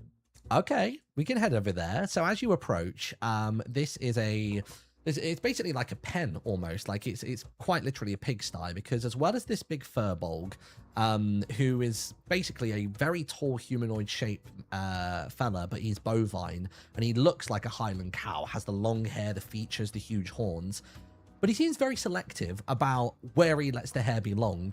There's a lot of areas where it goes down to a skin fade, and what he's done is he's essentially embellished the hair to make himself look more muscular than he maybe actually is. He's got a very large pot belly going on, and he's managed to carve in essentially the shadowings of a six-pack onto his... He's painted his abs on. Quite literally, yeah, but he's just shaved it with hair. He's really styled it out. And yeah, his game is called Tug of Boar, and on the signposting, you can see it says, Well, if you want to go up against me, it's going to be me and 3 versus thee. And you can see as you look into the pigsty that there is basically 3 very heavy set swine. Like, these pigs have enjoyed more than their feed. They've got ropes wrapped and coiled around them in a row. And you can see essentially it's going to be him and those 3 pigs versus yourselves. This would be a group activity, a group strength check if you wanted to participate. Yep. Yeah, it's going to cost 1 handful of gold, which I think everybody has at least 1 of currently, maybe even more for some. I have 1 handful of gold. Yeah. So if So you'd now like I have to. no handfuls of gold. Nice. Okay, so we're going to go on that. He goes, all right then, let's see what you've got. And take your places, stand how you want. Don't complain about the mud. It's slippy on our end as well. And welcomes you into the arena, and the crowd are cheering and roaring like they're ready to see like a big old tug of war, as it's called. So we're going to do a group strength check for this. The way this works is we pick 1 person to be the leader of it. I would assume in this case it's going to be Esiole. And they will do their roll, and then basically you will all do a strength roll too. And depending on whether you fail or succeed, it will basically +1 or -1 to Esiole's score. So if we start with Esiole giving us a strength score, that would be That one, how many d12? 2d12 and +2 for you. You've got +2 to your strength. Yeah. Oh, that was not so great. It was 11. An 11. Okay, 11's not too bad. Then we're gonna get 1 from, I mean, I suppose Gonglor, Lyas, and Horace. Are you guys participating? Is there anything else you would like to do in the midst of all of this? I've definitely followed Esiole because she seems to be the most responsible one out of all of us. Yeah, I'm just following. It's chilling out for now. Second most responsible out of all of us, right? So what order would you like to stand in? So we've got Esiole probably at the front, staring this big bovine in the eyes. Who would be stood behind Esiole? Not Horace Milk. That's Horace Milk is. Horace not Milk. Horace Milk. No, Horace it's Milk not. is. It's not. It's Lyas. It's Sounds Lyas, like and then it's the frog, and then it's Horace Milk. At the No. back. Fair enough. Oh, fine. Because Horace Milk is so deterred by the fact that I blocked his fist earlier, and he's crying about it. He's actually been crying in the corner. Having a for big the old past- No, he sulk at the hasn't. No, he back. hasn't. No. Yeah, he's no, actually he got a lot. hasn't. He's got tears in his eyes because he just No. wanted to show himself. And No. So what did you His say your milk, score was though, again? Was it an 11, did you say? 11. 11. Yeah. Okay, an 11's good for now. The difficulty of this is a 10, so depending on the fluctuations from Gonglor, Lyas, and Horace's contributions, this All could right, guys, go don't be anyway. crap. So let's get a strength roll from Lyas, please. All right, this is going to be with -1 because Ooh. Lyas' strength is not good. But here we go anyway. Esiole Oh, sounds that's like an actually very anagram of good. my name. That's a- That's crazy. I wow. wonder That's why. a 19. 19 far and beyond clears the difficulty of 10, which is going to add a +1 to Wow, Esiole's thank efforts, you. taking it up to a 12. To be honest, I think this is a 1 situation because even if we lose 2 at this point, we are leveling out. Yeah. But for fun's sake, Let's I want to roll hear anyway. how things go for Gonglor the Good, who is on the rope next. There's a real I think tugging, a back and forth, a to and froing of it. The adrenaline of almost being slapped by Horace Milk has obviously coursed through Lyas at this point and is helping. You're welcome, with the tug of Lyas. war. You're welcome. Is it an adrenaline rage or is it more just an alertness that has washed over you? Yeah, I think more of an alertness. I don't see Lyas as the adrenaline junkie type. Nice. Strength with fear. 16 with fear. Sorry. 16 with fear. Okay. So pretty good, but fear die. Yeah. Let me just double check. If I just search the phrase fear, maybe I'm remembering the mechanic wrong. Was yours with hope, Lyas? Yes. It yeah, was. well, Okay, 12 cool. Nice. 12 is the higher, yeah. So there's a little bit I've read on this document, which I think applies very nicely in this situation. So you do help in this situation, Gonglor. It's a decent pull, and you're tugging back and forth, and the crowd's chanting, "Boar, boar, boar, boar!" Like they are very much on their side versus you guys. And I think this kind of incessant noise, as well as trying to get your bearings in the mud and the rope not being particularly comfortable on your hands, it's causing a little bit of strain and struggle. It still seems quite back and forth. And I'm going to ask everybody to mark a stress on their sheet for me. And then finally, Horace Milk, really digging the heels in at the back. It's the final chance, the final efforts to defeat the bovine and the boars. What do you got for me on a strength roll? 2d12s, is that right? 2d12. And for Horace, that is going to be... Where's your sheep And I've disappeared to? I've got +2 strength, I think, as well. I believe so, yeah. I've lost your sheep for some reason. But yeah, 10 do and you... a 3, 13 +2. 13 plus 2, so that's a 15 with hope. Very good. Make sure you add a hope to your sheet as well. And that is absolutely enough. Like, with a little bit more to in and throw in, and like, Esiole's getting right up in this bovine's face. Like, the gap between the center marking on the rope with the ribbon and then you two is really far too close, because you're feeling every puff and pant and like nose breath that is just pumping out of this character's face.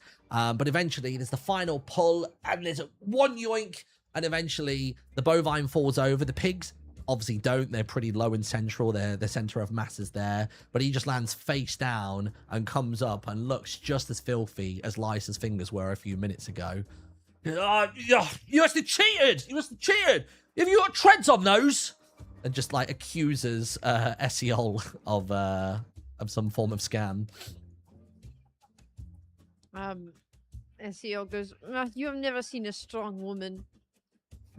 Suppose not. It's all in me fringe. It's like shaking away. Go get your prize from over there. And you make your way back over to the stand, and there's like a little snotty teenager. You would assume it's probably the Furbolg's son. He goes, right, so you can pop your hand in here and pull out a number. And what I would like you to do is I would like you to begin by rolling a d4. So if it's odd, it will be an item. If it's even, it will be a consumable that you will be getting. Ooh. It's the first time I've got to open up this book with all the loot stuff. I was excited. It's a 4. Okay, so it's even. So it's going to be a consumable. And then I guess the next thing I'd like you to do, I think because you won with these, I think we're going to allow for an uncommon or rare item. Let's go for a rare item. Sod it. Give me 3d12 and let me know what the total of those altogether is.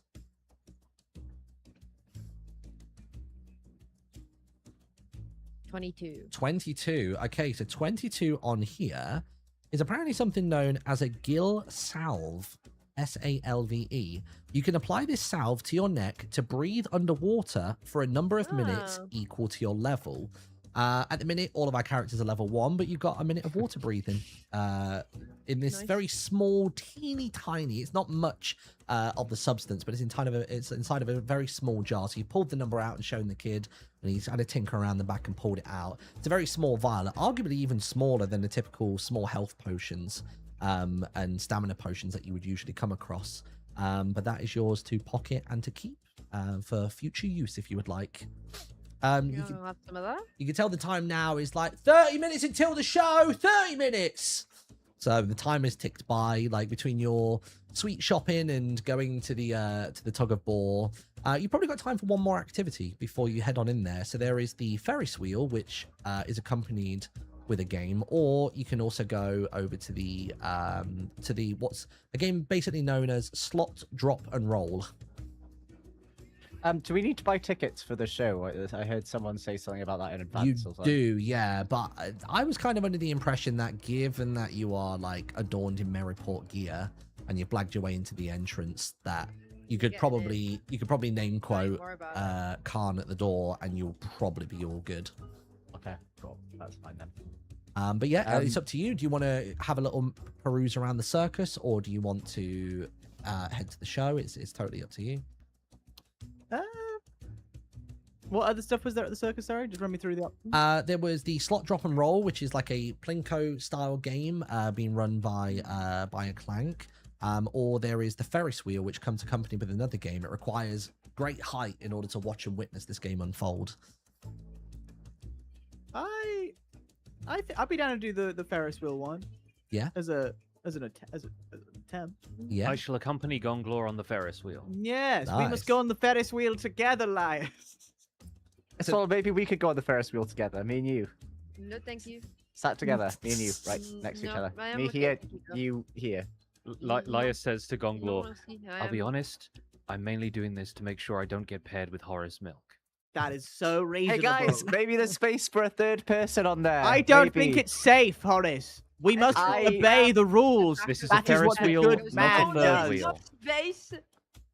You can tell that with this Ferris wheel that it is ginormous in nature, but you've not typically seen structures this big before. This even towers above and beyond the various crane mechanisms that you would find either over at the mines or in the middle of Merriport for getting cargo on and off the ships and the boats. And because it's made by people who don't have to particularly follow rules and regulations, it is a little bit rickety. And they do recommend that a maximum of 2 people per carriage ride this. So there will need to be a slight divvy up and divide at this point. All right, you guys go together. I'll go with Esiole. Cool. I'm Sorted. going with Esiole. Okay, can I try and convince you? Can I do rock, paper, scissors to try and get you to come on? No, I'm That not- well-known Dagger Heart I'm mechanic. playing down here. I'm playing your games. Ready? Rock, paper, scissors. Okay, Rock- but I mean, you could just Okay. roll. Why don't you roll? You could just roll 2d12 and see what comes out higher. And there'll be no hope or fear for either of us to collect on this. It's Okay, just so purely whoever gets head-to-head. higher, whoever gets higher. If I get higher, you come on the Ferris wheel with me, and if you don't, then you can stay down. Yeah. Okay, if you Stay get, down. if- Oh, Oh, Yeah. okay. Oh, okay. yes, You want no, to go? I agree with that. Yes, I like that. Yes. Okay, Sure. go on then. If you get Right, I'm higher rolling. than, I got 11. You have to get 11 or higher to. it's From a two. It was D12. 2d12 we were doing, but okay, yeah, all right, You we'll got do 10. 2d12. Well, we'll do Oh, 2d12. yeah, Right, so so 2 more. So 11. we got 11 for Cam, 10 for Eloise. Cam's 7. ginormous dice is a 7, so we got Yes. 18 How are you 18 doing for me. versus How are you doing that? No! 18. What? Yes. Okay, wait, is that tie? Is that not tie? That's tie. No. One of What? Eloise's die rolled with a +1 in the middle of that. Oh, it Oh. did. It one. was a 10 + 1, so it looks like an 11. but Oh, so that was actually no, it 18 isn't versus an 17. Eloise has been trying to tilt Yeah. the scales slightly against Oh, Horace Milk. Eloise is 1 behind, so you have to come on with me. You have to come on with me. Begrudgingly, I begrudgingly. feel like none of this. By 1 Fine, as I'll well. go. I don't want Yes. to. I don't. Well, I have no choice. You don't. You have to come on the Ferris wheel with me. So the Ferris wheel doesn't actually particularly function because this circus isn't particularly huge. It more so just functions as a viewing stand. But the person at the desk goes, and are you here to see the races as well? The races. The races. Yeah, we've recently come into a collection of a host of bears that seem to put up with us, and they allow us to race them around the track. And for a handful of gold, you get your carriage as well as a bid. A bid, even, not a bed.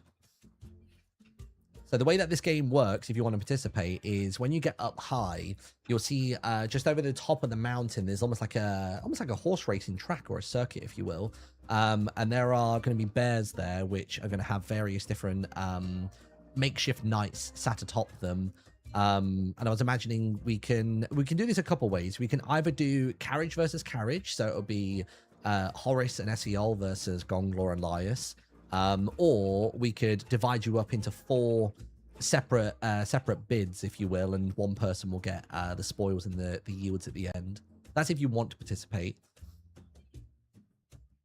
Or you can just take What do in we the sights and the think, team? sounds. It's your shout. Esiole will just take in the sights and sounds. She's done enough gaming. Okay. I thought you had to come with me. Mm. To be fair, I guess Esiole actually doesn't have the money because this will cost a handful of gold don't in order to have any participate. money. Oh yeah, true. That's true. So we have 3 people who could be up for playing it. So it's about whether they want to. Gonglor, think- Lyas, would you like to? I I'll think play Lyas will take a wager. Yeah, I'll play the twisted game. Actually, no, I've got no money. I've just realized I'm Gonglor. I'm a frog. I've got no money. I can't play the game. Okay, so there's at least 1 in each carriage that wants to go head to head on this. This works nicely. Okay, so for this one then, it is quite literally going to be off to the races. I don't think I have my deck of cards with me right here, but this is a game that we've played in real life before, where basically, I don't know how I'm going to screen share this. I guess if I do this and I do, what's going to be the best way for me to navigate this? In fact, I tell you what, should we have a break here? I'll go find a deck of cards. Gives us all 5-10 minutes to stretch our legs, and then we'll come back at maybe like 10-2, 5-2, and we can pick up from there. Slay. It'll be Sounds good, significantly man. easier with a physical prop. All right. All right. I will Yeah, I'll see be you back. all in a moment. Back soon. Nice. All right, cool. Yeah, this will be a lot easier if I've got physical cards because I can like hold them up and show them to the camera and stuff like that, which hopefully should be good. But how's it feeling so far, chat? Does it feel okay? How does that feel? Nice. Currently holding the deck of cards. Nice. Yeah, I'm really glad that I retconned the outro of that. So my plan for them at the minute is to enjoy the sights and sounds of the circus, and then hopefully they're going to be moving themselves onward and outward to head towards the lush copper mines. I think is going to be the plan. So we'll see how that goes. How long have we been going for? So that's about an hour 22, isn't it? Yeah, so that's looking okay at the moment.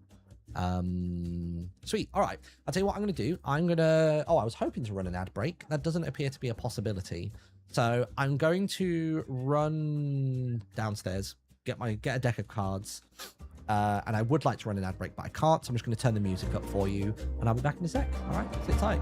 In fact, what I might even do is I might go to this scene. Oh yeah, to be fair, people have turned their cameras off if they're not on camera. That's fine, that works.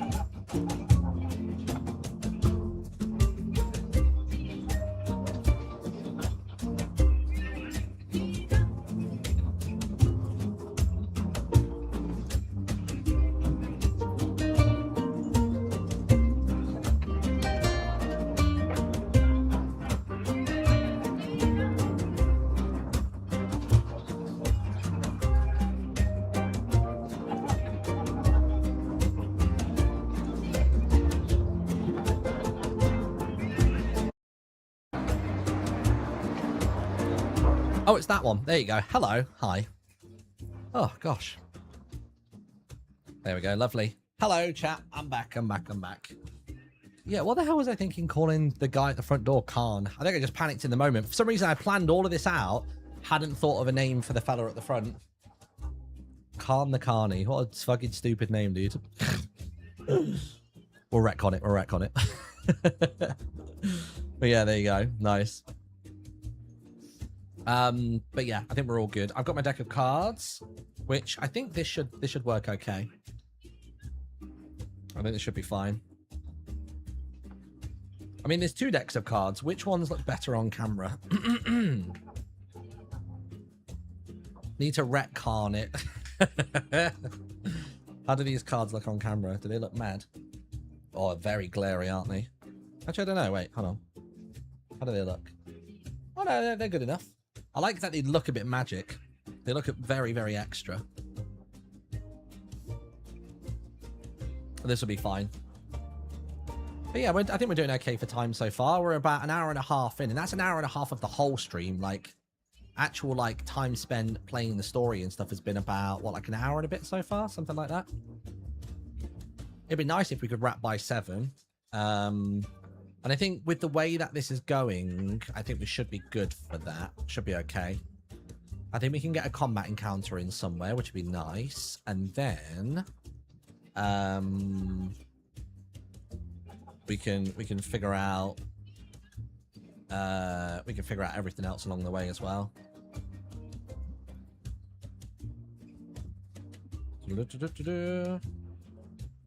Right, let me just quickly do this. Where is it? Let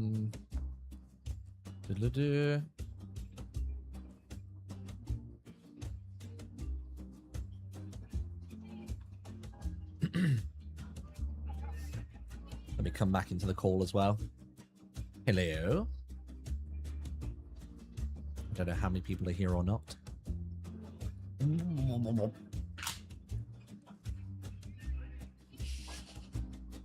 You alright? What's happened? I need to turn the music down a bit more. A warning from Cam. You got a warning from Cam? Yeah. About what? About his snacking situation. Oh no. What, as in, wait, he's warning you of what he's got, or? Oh, jeez. Also, the cookie he pulled out was cookies that I bought for him, which are from my favorite cookie company, Ben's Cookies. They're the best cookies ever. The only downside is their packaging is the loudest thing in the world. You will never open a cookie package that is louder. It's like the What's it called? Ben's Cookies. Ben's Oh, Cookies. you mean loud as in like audibly, not I thought you meant like visually. No, noisy. no, it's so loud. It's so crinkly and loud. It's why Ollie went, Cam, mute your mic, because he knew what was coming. I see.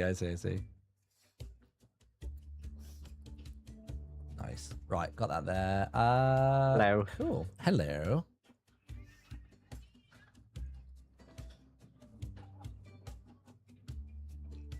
Right, let's see. Right,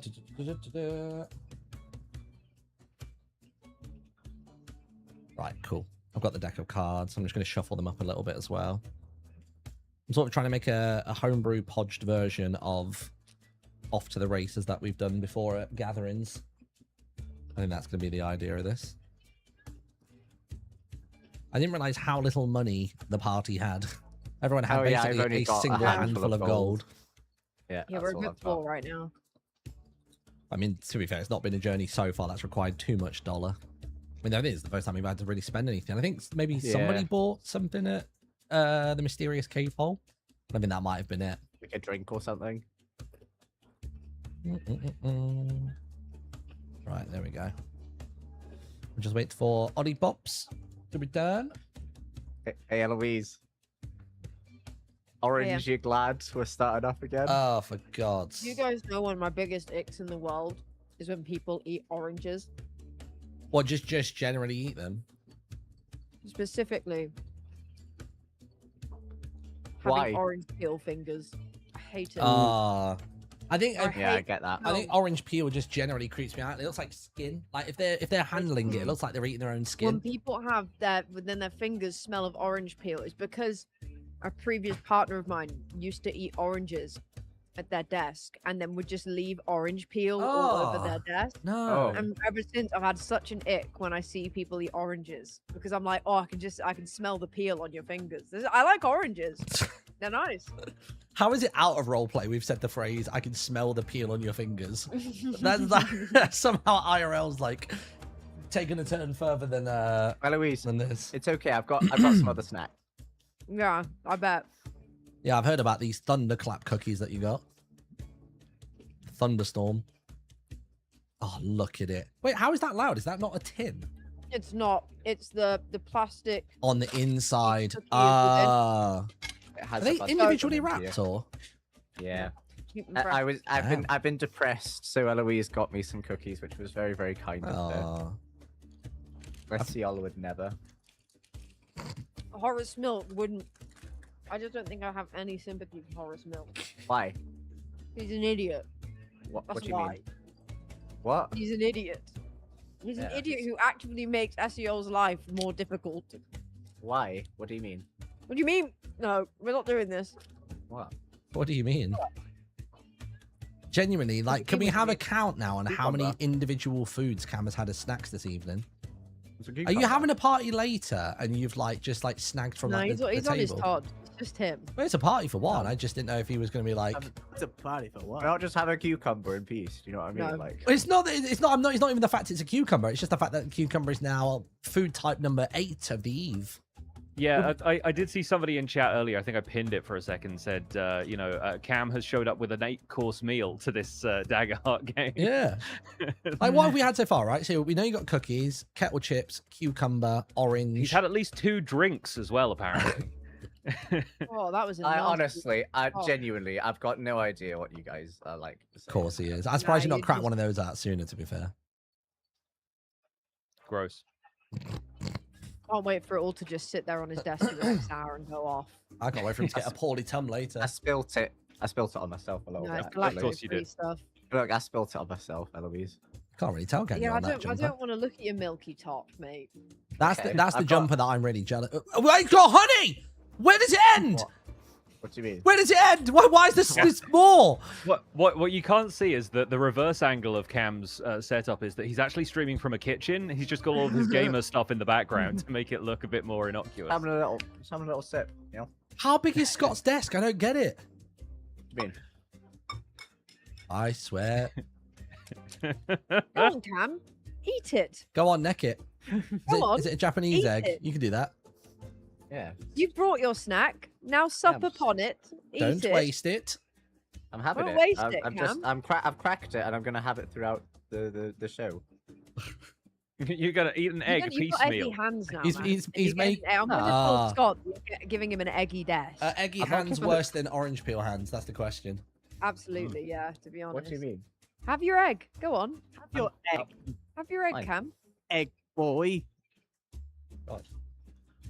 Have your egg. Just checking it's not off, are we? I'll whisk it. I'm You better fully have it, you need to expecting have there it. to be a camping stove off camera somewhere. I here. know. I'm You I'm could waiting. That's why he's brought the you could milk. eat I'm raw expecting him to egg. bring out scrambled eventually. Like he's just going to come into frame. Like, you could have raw egg. No. I mean, you can. I don't know how it's going to treat you afterwards, but I think there are certain places you can I'll have keep raw it. egg. The UK is you can eat raw eggs. Yeah, true. There it is. The genuine tally chat. I need a genuine tally on this. It's great. What? Right, we ready for this? Yeah. Yeah. Let's do Yeah, it. do it. So, for those of you just joining us after the break, hello, hi, welcome, or welcome back. We join our adventurers, Horace Milk, Esiole, Tonnerre, Lyas, Hamlin, and Gonglor The Good at the gosh, what's the fair called again? Khan's Carnivorous And Carnival.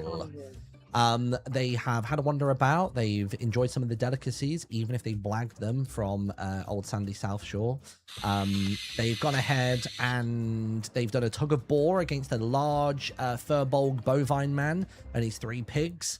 And they've now wandered over towards the Ferris wheel, and they've been told that if they pop in a handful of gold, they can bet on the races that they'll be able to see from the top of said Ferris wheel over the mountain that resides just next to it, and there is like a circuit on the top of this hill.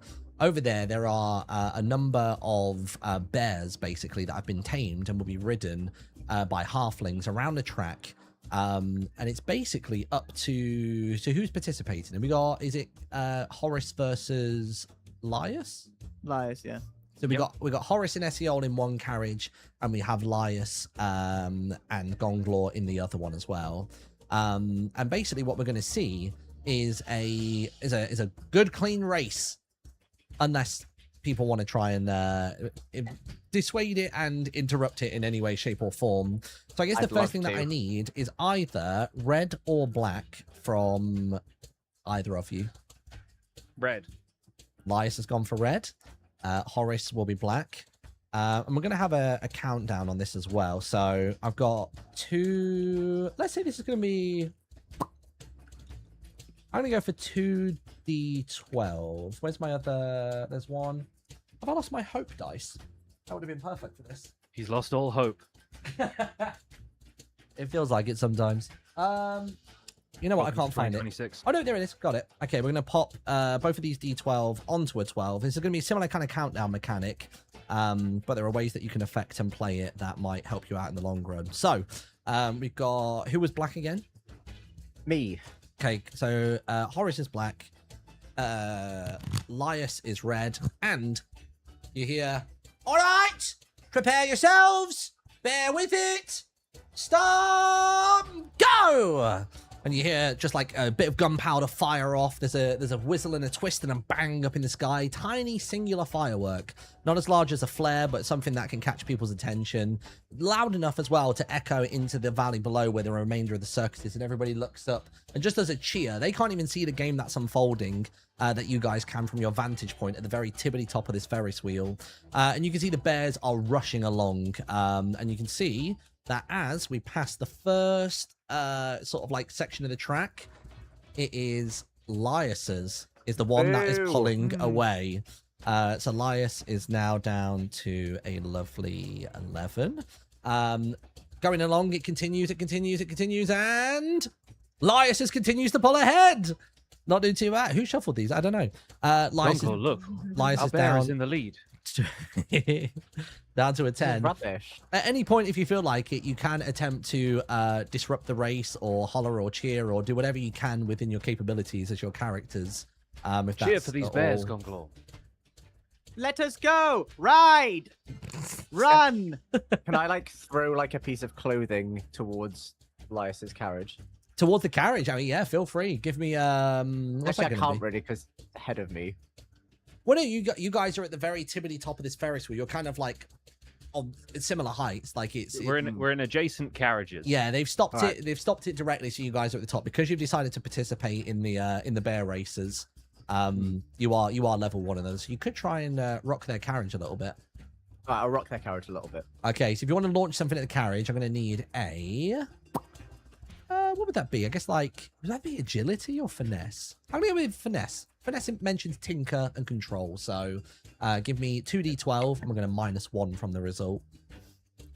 So that's a 9 hope and a 7 fear. So that's 16 -1. So that's a 15 with hope. Yeah, that's looking pretty good. So what is it you're launching towards their carriage? I don't know, it's just like a little thing that some of the sweets that I've got from the packet. Some the of the mud pie sweets. returns. The sweets. They launch I knew they'd over, come in they handy. clatter on the side of it. It starts things swaying a little bit, and it's going to remain in a perpetual motion for now. Back down at the bear race, we can see Lyas's bear is still pulling away again. Yes, go bear, go. So that drops down to a solid 9. Your bear, for some reason, Horace, is just like... It's moving, don't get me wrong. It's not as though it's stuck on the start point, but there's a significant difference between your bear and that one. Lyas's is the front runner, there's your bear, and there's another 2 bears that are also making their way around the track, but you are certainly back of the pack. Next one, coming up, we've got... There we go! You managed to pull forwards just ever so slightly, still back of the pack, but now grazing the heels of the bear in front of you. We're going to go again, and it's going to be Lyas is pulling off again. And now there is going to be an obstacle in Lyas's bear's way. And I think what I would like from you, Lyas, if you want to participate, is I'd like you to give me a presence roll. You can see from your vantage point up there that it looks to be a fully dense wall of foliage. But you can notice from your vantage point up there where there are weaknesses in the shrubbery. So if you'd like to, you could call out and let them know where the weaknesses are or where it seems to be shorter, and see whether the rider can hear you. I will roll presence to see if I can tell at a distance. That is a 19 with fear. 19 with fear. Okay, nice. I like that. So I think you can yell over to the right. That's well above. I won't collect any fear on this. This isn't a typical action roll. This is all part of a little mini game. But you To can the call out right. to the rider. To the right. Aim for the gaps. So you aim for the gaps, and because that was successful in that way, it was such a high roll. Even if black comes up now, it will be invalidated because of the advice that you've given. But it wasn't. Your advice was good and sound, so you get potentially this like -1 to Cam's is in the bag. You are now down to a 7 on the bear race. We go again. And This it's is just going. miserable. Lyas' What is bear this? is I've had- absolutely... I've had one black and you've had 7 reds. Is that right? Game's the game, What are man, the game's odds the of game. that? Game's the This is game. what happens when you are one with nature. And even if you This get is just one, rubbish. it's not gonna count for Oh. anything. That's in the burn pile. No progress made. Your bear is just about to start getting close to arriving at the their first hedge, but it's not working out. Finally gets to the hedge, I think. Oh, actually, no, still 1 or 2 short from the hedge. We'll keep going. We'll keep going. Does Lyas pull ahead? He doesn't. Yes, come on. Your No, bear's come getting a on, second come on, win. come on. Absolutely going for it. All right, if you can get 1 more in the next few seconds, then you will be at the hedge. Okay. Let's see whether this is a disruption or Yes. not. Can you give me a presence roll? Try and communicate to your rider where the weak point is, the soft spot in the hedge. To the left. To the left. To the left. And give me a 2d12. And for Horace, presence is +1 as well. Right, 2d12. 8 and an 8. Critical success. Okay, in that case, then you're going to surpass the hedge, absolutely blasting through it, shoulder barging one of the other bears out of the way. This bear is absolutely bucking it, and you're going to jump straight from a 9 down to a 7. So, for context, Lyas's bear is on 6. Horace's is on 7. The countdowns are neck and neck at this point. The race is getting tight. Next up, it's going to be a pull away. It's now genuinely a stride and next to one another. At any point, you guys can jump in with disruptions, distractions, anything you want to do. Lyas, look over there. He's not the one riding. Oh. Well, I'm just saying, Lyas, look over there. Anyway. Fair, you can. And Yeah. Lyas's carriage is still swinging from the from the. It was less so the sweets that caused the carriage to go, and more Gonglor and Lyas getting startled and it causing the swaying to happen. Next up, we've got Lyas's bear pulling off again. Lyas is down to 5, headed towards the home straight. One quick drink, hold on. I was wondering if at any point I can use my my witch hope feature for this. It is supposed to be used on action rolls, but since we're like homebrewing these card mechanics, can I use that? Let's have a look. So what does that contain? So Witch's Charm says when you are an ally within far range, I don't know if these bears are like close enough for Yeah, they far definitely range, are but for sure. Within it's far. like across a battlefield, basically. If they roll a failure on an action roll, I can spend 3 of my hope to turn it into a success with fear instead. And I have a lot of hope on deck, and I haven't had a cause to use it for anything yet, because that's the only ability I think that really uses it. Sure, aside yeah. from like transformation stuff. So yeah, I'm hoping that if my bear comes up against adversity, then I can do some sort of witchery. Nice. I like the sound of that. So we'll see how this plays out then. So pop your 3 hope. You start kind of trying to tune and channel in and see if you can get like a focus down towards the bear. And we're going to go with Cam's one. Cam's bear starts to pull up. They are side by side by now. And I would say at this point, with a 5-5, they're on the final stretch. There's no more hedges. There's just nothing but clear, open track. There's a couple of scarecrows that are dotted along the course. They're almost like a bit of a slalom they'll have to do to get through them. I'm going to have it be that they're going to be doing a somewhat of a strength check against one another. So if both of you could roll me a flat double D12s, But I'm going to say that Lyas can roll with advantage, so adding a d6 to that because of the witch's charm, which is channeling down towards the bear and the halfling rider. What about the milk charm? The milk charm? What's the milk charm? I'm pretty sure that's a d6 as well, to be honest. Pretty sure. Oh! Wait, was that your roll just now? No. No, that was the previous roll. Oh, okay. Okay, That phew. was the milk. Right, here's 2d12. 2d12. For Horace, we've got a 10. Okay, that's a 10. And what have we got for Lyas? With advantage, 18. 18. That's just nonsense. So at this point, we just see like the two bears going at it. What is it that you do either towards the halfling rider or towards the bear itself, Lyas, in order to assist them with their endeavors here? I think Lyas has pulled like a tuft of like fur out of some sort of unseen pocket of his robes and is kind of like rubbing it together with like a little bit of like sugar. I think maybe even from the bag of sweets that Horace has hurled over. And of course, sugar being an ingredient in potions of swiftness, I think it's sort of like a long distance kind of charm to try and swiften the bear's footsteps and make it run a little faster and pull ahead of the enemy rider. Nice. I like that. So in that instance, because you won in that scenario, there's a slight stumble and it's going to be halting there. I'm going to say that for that success on that step, we're actually going to double up the progression for the remainder of this run because Lyas's bear is now fully out in the front. So it is 5-4 now because after that little bumping into one another, we've got no movement from Horace's bear. Lyas has taken off, but it now has double on all progression in the future, which means that is going to take it from a 4 to a 2. And then heading into this final straight, unless Horace Milk wants to do something, we can pull the final card. Throw more sweets I'm at me, gonna let it Horace. Got No, I'm nothing. gonna let it and- happen. Okay, Horace, pick it up. That goes from a 5 to a 4. You're making your way through the scarecrows. Lyas's bear just seems to be ignoring their very existence and just barging through them. Like it's ignoring the rules, ignoring the signposts, and decides that it's going to absolutely barrel through. Next one comes up, and that one will take it. Clear front runner from the very beginning. Little assistance and a little barge in either side. And Lyas's bear just absolutely screams through the first full lap and takes the win. So congratulations. Uncharacteristically quiet, Lyas just gets up and cheers enthusiastically and says, "Yes, nature shall prevail." I love it. That's very, very good.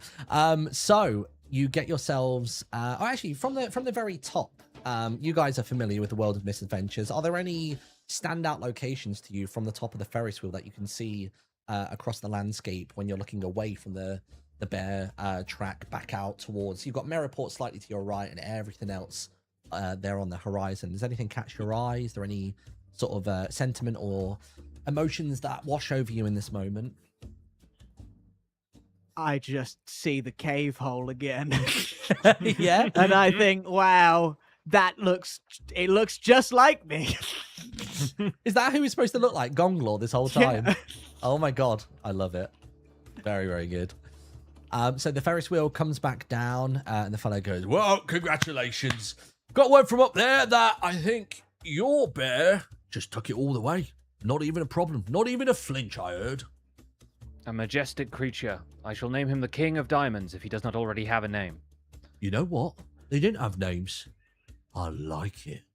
Let me jot that one down real quick. And you see he gets out the tiniest little bit of like, I think it's actually just like an old bit of parchment, like that he's probably used for doing his nose. And he's gone, flicks off some boogers from it, and just like scribbles a Gonglor, bit. now on is there. your chance. You too can name a bear. I will name you Bear the Good. Bear the Good. Very Right. original. Right. Thank you. We got Horace. Bear the Good and the King of Diamonds. Suppose we've got to eventually find out names for the others, but that'll be reserved for the victors. Right, come on then, let's get your prize. And essentially the money that Horace and Lyas have both put in, Lyas gets his money back, which is essentially Horace's purse. And you will get to do the same roll on the old loot table. So if you can roll a d4 for me, and I will. odds will be items, evens will be consumables for this. That is evens. That's a 4. Evens, consumable. And I think because the race was so outstanding and it was like just a clear win with a lot of like creative intervention with it as well, I'm going to say that you can roll 4d12. Oh. So you guys got 3d12 for the tug of war, but yeah, this can take it a little step further. Higher potential here. Oh my goodness. What is our total? So many here? numbers. 29. 29. So this is apparently when he goes in, he goes, right, what we got here then? Yeah, 29. You look inside of here. Oh, I mean, I don't need this Captain Charisma me, but here you are. And it turns out that this is something known as a major charm potion. Drink that. It's like a bit of liquid luck, a bit of courage, but you know, a bit more magic like, innit? We got it from a mage out by the out by Isla Bonita. She was on a little boat just floating off the north end of it, but she had all kinds of like wicked potions and stuff. It was great. So hands it over. So what that does is it gives you a +1 bonus to your presence until your next rest. So you can consume it whenever you want to, and it will last until your next rest. I would probably say probably not far from that, given that the moon is high in the sky. So maybe hold on to it for a bit. Yeah, I think so. But then in the distance, you hear the showtime, showtime. Come on, have a go time. Everybody in, only ticket holders. Anybody else? You're getting a clap. And you see people starting to funnel through the circus. It's pretty much like half the population of the circus here are making their way towards this big tent. And it's up to you whether you would like to head there and have a little wander in. I think we should wander in. So I would leave it up to you guys to decide. Yeah, no, I think we'll see it now. We're here now. We'll watch the show. Nice. So you wander up towards the tent. There's the 4 of you walking. Are you walking like a 2x2? Are you in a line? Like, are you making it obvious that you're together? No, or... I'm up front as far away from Horace Milk as We're possible. in a line with Esiole just to my left-hand No, side. that's not happening. I said it first. What I said was said first, and therefore I am up front away from Horace Milk. Horace Milk does not get to just change it because he has just said it afterwards. Well, we can take that. I'm walking up like this, like strutting my stuff. I like look around. I'm like, hey, like as I go in, like, and my hair goes like this, and then Esiole behind me is going like, oh, he's so gorgeous, isn't he? Literally up front. You say like, oh, I don't think Esiole he's so sees gorgeous, a single bit cool, of this. isn't he? All right, well, that's This is all the theatre of the mind of Horace Milk. Not even the theatre of the mind of Cam. This is theatre of the mind of Horace Milk. So you're strutting up. It's like, right then, tickets, please. You coming in? I'm in. You know, I'm following Horace in know, closely behind him. What do you mean you're in? Khan. It's a ticket. I know Khan. Right? I know Khan. Well, I think a lot of people do. He's literally like the poster of the company. All right. I didn't want to have to do this, but I know Rhubarb, Daffodil, Sunshine the Third. And I know Sunshine, Glitter, Fart Squeak. What does that mean to me? Right. Fine. This is a fella that doesn't Health and deal with safety. Merryport. Health and safety. Give me a presence roll. Let's see if you can deceive him here.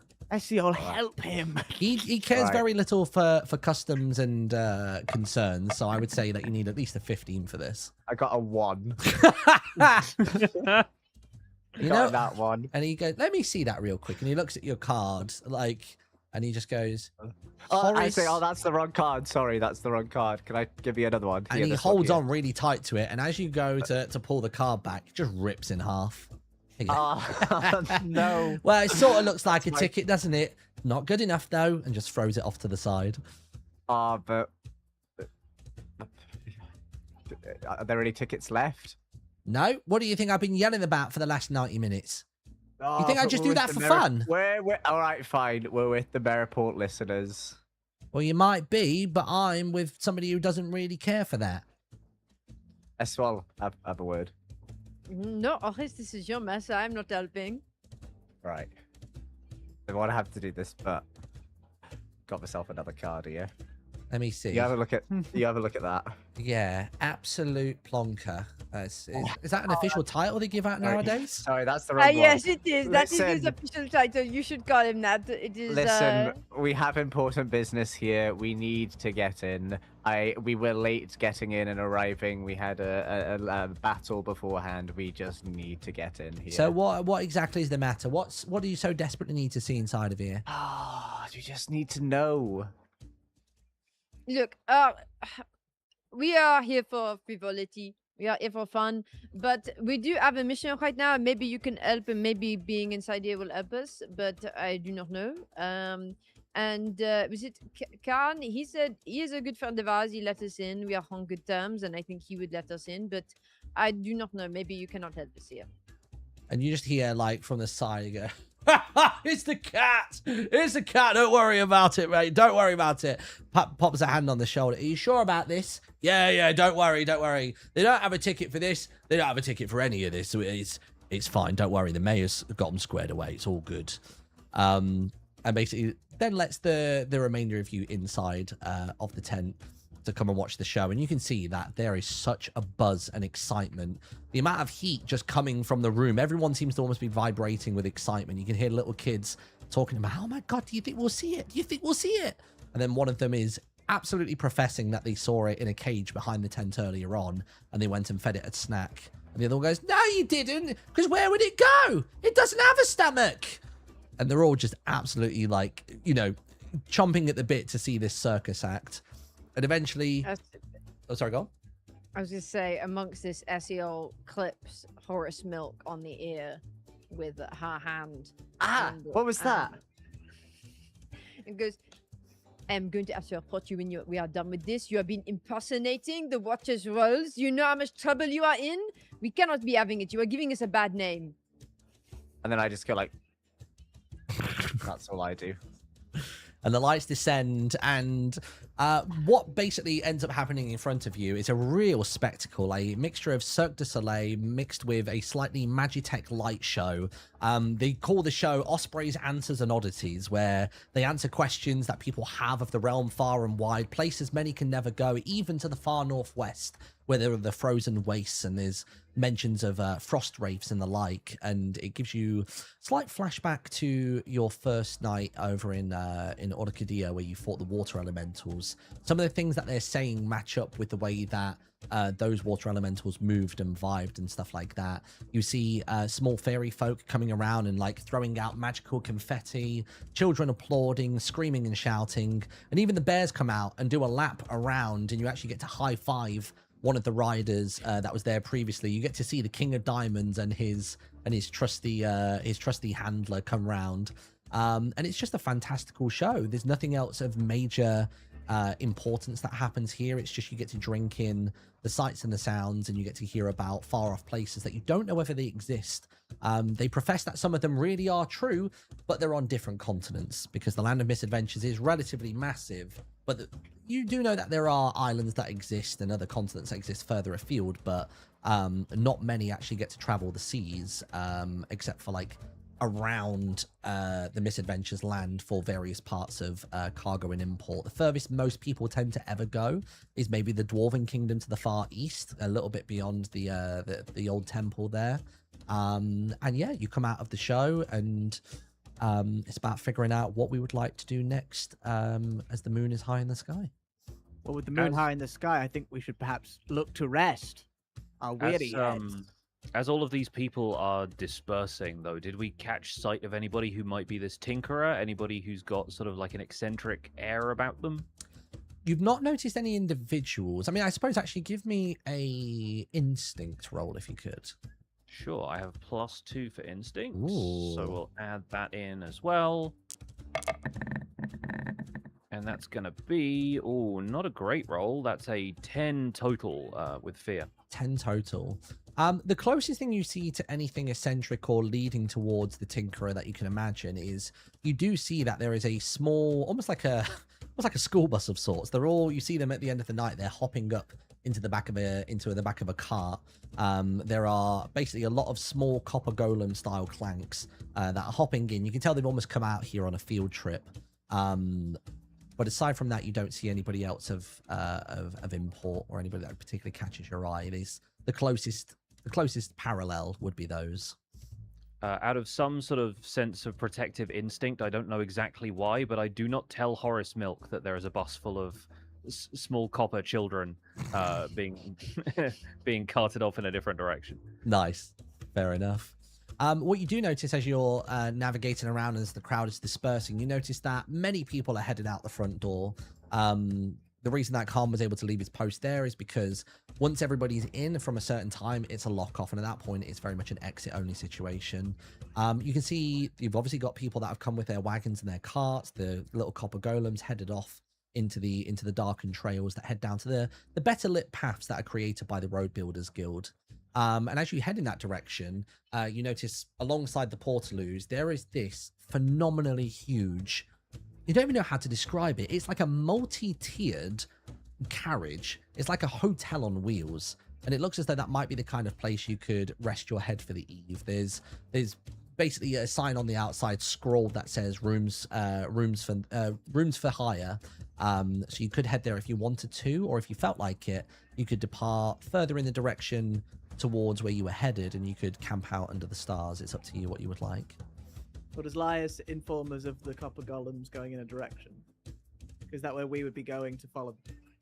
Not sure. It's up to Lyas. I would share that information with Gonglor. With Gonglor alone. I feel like Gonglor. I feel like I can hold in confidence. A companion of great renown. I feel the same way about S1. Whisper to me. What do you say? What do you say? I saw some more of those copper robotic creatures, the mechanical ones. They all seem to be gathering on a vehicle of sorts that might be taking them back to their maker. I'm not entirely certain. Their maker being the Tinkerer. Perhaps, but you know, they have a life of their own. Perhaps they are from elsewhere, but maybe that's a direction we should consider traveling once we've had some rest. Well, certainly if we want to try and find our missing friend Deitcher, who was not at his post, perhaps they've all gone to the same spot. Yes, perhaps he was collected by this vehicle. I think we follow them. Shall we tell the others?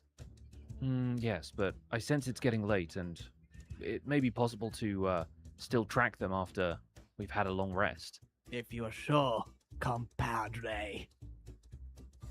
Yeah, we can stop at this hotel. Calm down. You want to stop at the hotel? How much gold do we have among the group right now? So we've had Esiole spent some at the tug of war. We've got Horace and Lyas spending at the Ferris wheel, and then we've got Gonglor. I have zero We gold. have any, I have right? got 0 money. Elias is the only one with any gold. Yeah, I got Horace's gold back, I believe you described, Yeah. from Yes. having won the race. So I have a handful of gold, and that's it. So I think if I you am wanted happy to, to sleep in a bathtub. I was going to say, if you wanted to stay here for the night, chances are it might be one person gets bored, the others are probably just crashing on the Sofa floor floor. in the room. Yeah, it's very much a sleepover rules. A pillow is a blanket kind of situation. There's only really one bed that would go as far as a small handful of coin if you wanted to do that. And I think what I would Yeah. do for the rules of that is I would have it be 3 of you would have technically a short rest, and then 1 of you would have a long rest, because it's a bit of a perturbed and uncomfortable night's sleep if you Mhm. wanted to do that. I assume don't that's really- still there's not better than much us that I just need sleeping under to- the stars, right? Yeah, I think at least the benefit there is at least 1 of you gets a long rest and it gets more benefits from that versus 3 of you, versus all 4 of you getting short rests. Sorry, what were you going to say, Eloise? I was going to say that. Yeah, that's fine. Yeah. Would I so- get a reasonable rest if I slept in a bathtub? Yeah, that's how I I trance. suppose if you've got somewhere to trance and to kind of mediate yourself, that could work. What do you notice nearby that could act as that vessel? I was kind of hoping that in the room itself there would be like a bathroom. Oh, there I not? mean, there's a shared... Is there a tub? There's a yeah, I suppose there is, yeah, but there's going to be a lot of people like washing off the day's grit and dust and dirt from there. But you can wait if you would like to. I'll wait for the tub. Yeah, okay. I'll wait for the tub, and then I'm gonna hide in the tub and hope that no one finds me in the tub. Okay. So Gonglor is winding down in the bathtub. Inside of the room, it is very, considering that these are supposed to be rooms to stay in, you can't believe just how much clutter and mess there is. You get the impression that maybe when this caravan is going around, all of their personal effects stay in the room, And they will themselves be sleeping out in, rolled out bags like outside. So the staff live in these quarters during their various traversals, but they sort of like rent them out Airbnb style to people. So you find all kinds of oddities and strange books and like random like pots and jars filled with all kinds of ointments and like strange clay substances that they sort of crackle when you rub them together. There's just a lot of oddities in this room. You've got pictures across the walls of various different characters and creatures. Some of them are of like Galapa, which are kind of like turtle type folk. You've got others which are just like kind of sketches. It's almost like a nudist paint session has been done of an elf, and that one maybe shouldn't be on display because you never know who's going to be staying in the rooms, but it is anyway. And I think there is where we can take a short rest for everybody except for Lyas, who will get a long rest. So the rules of the short and the long rest, let me pull these up again because there's a few things you can do. So with a short rest, page is refreshing. So with a short rest, you can tend to wounds. So if you've lost any hit points, then you can roll a d4 in order to do that. It says number of hit points equal to 1d4 plus your tier. So at the minute, everybody's tier 1. So I guess it's going to be a +1 on top of the d4's result. As well as that, you can clear stress, which again is 1d4 plus 1. You can repair your armor. If you have any armor slots that you've used up, you can feel free to repair 1d4 plus 1 to that as well. And I don't think we have anything like this at the moment, but if you had something that you were... no, that's for long rest. But for short rest, you can do prepare, which is basically using that opportunity to give yourself 2 hope. But if you 1 hope, but if you prepare with somebody else, then you can gain 2 hope instead. So it's up to you what you would like to do. Preparing, I imagine, is like conversing with one of your fellow adventurers, maybe learn about them or talk about your plans for the day to come. So it's about what everybody would like to do. I am still in the bath trying to hide so I can have my meditation. I'm on short rest. I don't think there's anything I can really do anyway. And I suddenly announced, God, I really need to use the bathroom. So you wander out there. You guys are basically staying on like the second floor. This is like a 3-tiered cake looking kind of carriage. And you come out and you head towards the bathroom. Do you knock upon entry, or how does this play out? I kick the door down. Wow. Why? Okay. I mean, firstly, strength check. I need a strength check on that one. Is that a D12? Double D12, and for you, it will actually be a +2, surprisingly. Right, excellent. There we go. What are you surprising with? I need some more tranquil evening 9 music. and an 11. 22 with the... 22 with 22. fear. Yeah. He's scared of the door. I'm really scared of the door. Gosh. So yeah, that door just absolutely, it doesn't even burst open. It flies off the hinges and just barrels towards the tub where I assume Horace Milk is currently residing. Gonglor. Gonglor is. How Well, above Gonglor the is water are you underwater. beneath? I'm fully underwater. Horace comes in and he sees that there is a glowing element beneath the water. I can't I only think reached because my nose hand down in. travels through water. And I reached basically, my hand into the water. well, first you've got to get the door off. So I imagine the door gets blasted off its hinges. It flies into the room, and all you saw in there was this like large tub, and there was basically a glowing coming from it, a pulsating, almost like a magical pool of sorts. And the door has just now acted as a lid, just completely shut it off, and the room is pitch black. So it's like, the bath is like a coffin sort of thing. I imagine right the bath now, is like a but large, like almost like a triple or quadruple wide barrel that has been gutted to be filled with water. Well, I reached my hand, I pushed the door toward, out the water, and then I reached my hand into the water slowly. What do you grab? I don't know. Is there anything that I swooshed around the water a little bit? Give me You probably don't touch me. Okay, what do you do? Well, I leap out. So do I you? leap out. I say, "Oh, What are you doing here? why would you disturb?" That's the wrong voice. What's my voice? Why? Why would you disturb me in my slumber? I didn't know you were in here. Is this I where you was- sleep? Yes, I was rejuvenating my divine strength. Now I will be as weak as you, Horace, on the morrow. You can't say that about me. I'm not weak. You've really pushed me to the edge. And at this point, Gonglor is becoming not good. He's getting cross. Oof, it's becoming Gonglor You know the what? Bad. Maybe we should take this outside, Gonglor. I think we should take it right here, Horace. Oh, God. And I combo that'd be like strike both. him. Jesus. Okay, yeah, so I guess You we're... combo strike. Let me toggle it to Yeah, I'm gonna combat. combo strike you. All Is right. this the first time Like- ever that a short rest has turned into like Potentially, yeah. I reckon something so. damaging instead of healing? Yeah. Never touch a ribbit in the tub. All that right where he then. touched you? So I I see. suppose if we're going to do Combo this, Gonglor, I would like you to do your. Did you say you were going to do a combo? attack? Combo. Oh, so we do a damage roll first, and then I mark a stress to start a combo strike. Absolutely. Then So yeah. I'll roll my agility to attack with an unarmed strike. So 2d12 Yeah. plus 2d12 plus 2. Yep. So that's 17 plus 17 with hope. So that absolutely is going to hit Horace Milk. Uh-oh. Surprisingly low evasion, which is only an 8. Feel free to He's a roll big for guy. damage. Well, you start to see as my fists start to spin like this, and they go faster, and they go faster, and they're I'm like, walking towards you, and you can't. You're entranced. You can't. And they're glowing as well. Okay, so the first attack does roll. It is 3 damage. It's not that much. Okay, so that lands in your minor minor damage. damage. Yeah, it's beneath a 9. So Horace Milk, because of that strong armor class, has a minor damage, or major damage threshold, sorry, How of can it 9. wait? How can it says 1d10 plus 1d6? How could it possibly have been 3? I guess it could just be. Oh yeah, it's a 1 and a 2. I'm dumb. Yeah, okay, that makes sense. Yeah. So Okay. this is just like, I guess because your guys are fighting in the dark, you're no longer emitting light Also, my into the hands room. are wet. It's like slipping off the armor. And then my combo begins. I mark a stress, and I roll a d4. And I think if it's a 4, I get to roll again. Okay, go for it.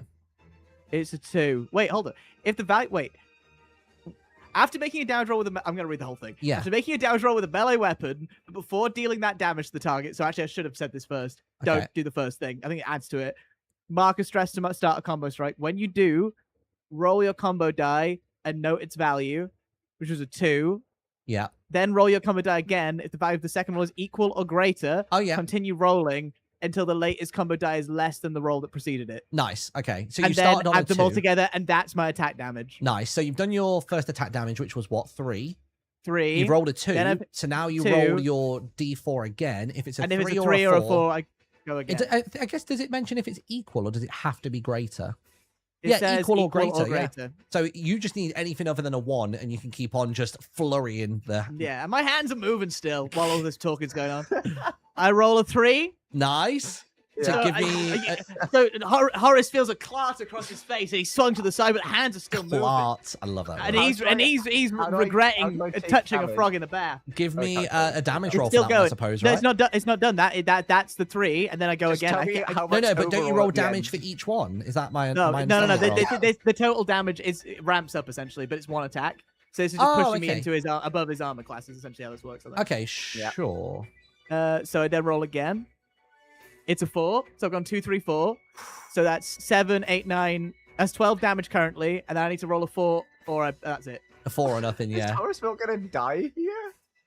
Yeah, probably. It's another 4. Oh my god! I need to Oh, read this actually myself. die. After making a Okay, so damage that's- roll. That's With me, 15, yeah. right? Yes. 15 damage. But my hands Wow. are still moving because you've made Gonglor the bad right now, and you're not ready for that. Wait, Okay, it's a 2, so it stops at 15. So 15, I go bah, bah, bah, bah, bah, like that. And surprisingly You really accurate killed strikes when me. you're in the dark. The only thing lighting the room right now is the moonlight that's bursting in and the residual torchlight from around the circus. That's and the thing. various I'm other flailing spots. wildly, but I think in the darkness, he can't see my fists moving. Well, honestly, But he is silhouetted by the light coming through the door, so you've got perfect vision. He's Well, just and got my hands nothing. are radiating a radiant glow, a divine glow. They've retained. Yes. The ichor of the killed gods. me there. You nearly killed me. For context, Horace Milk's major damage I was threshold is 1 9. away. His severe is 17. So Horace, you what have to go up happens to you? 2 HP. Mark 2 HP. Okay, Yeah, and you've only got 6 HP, so you are a third in here.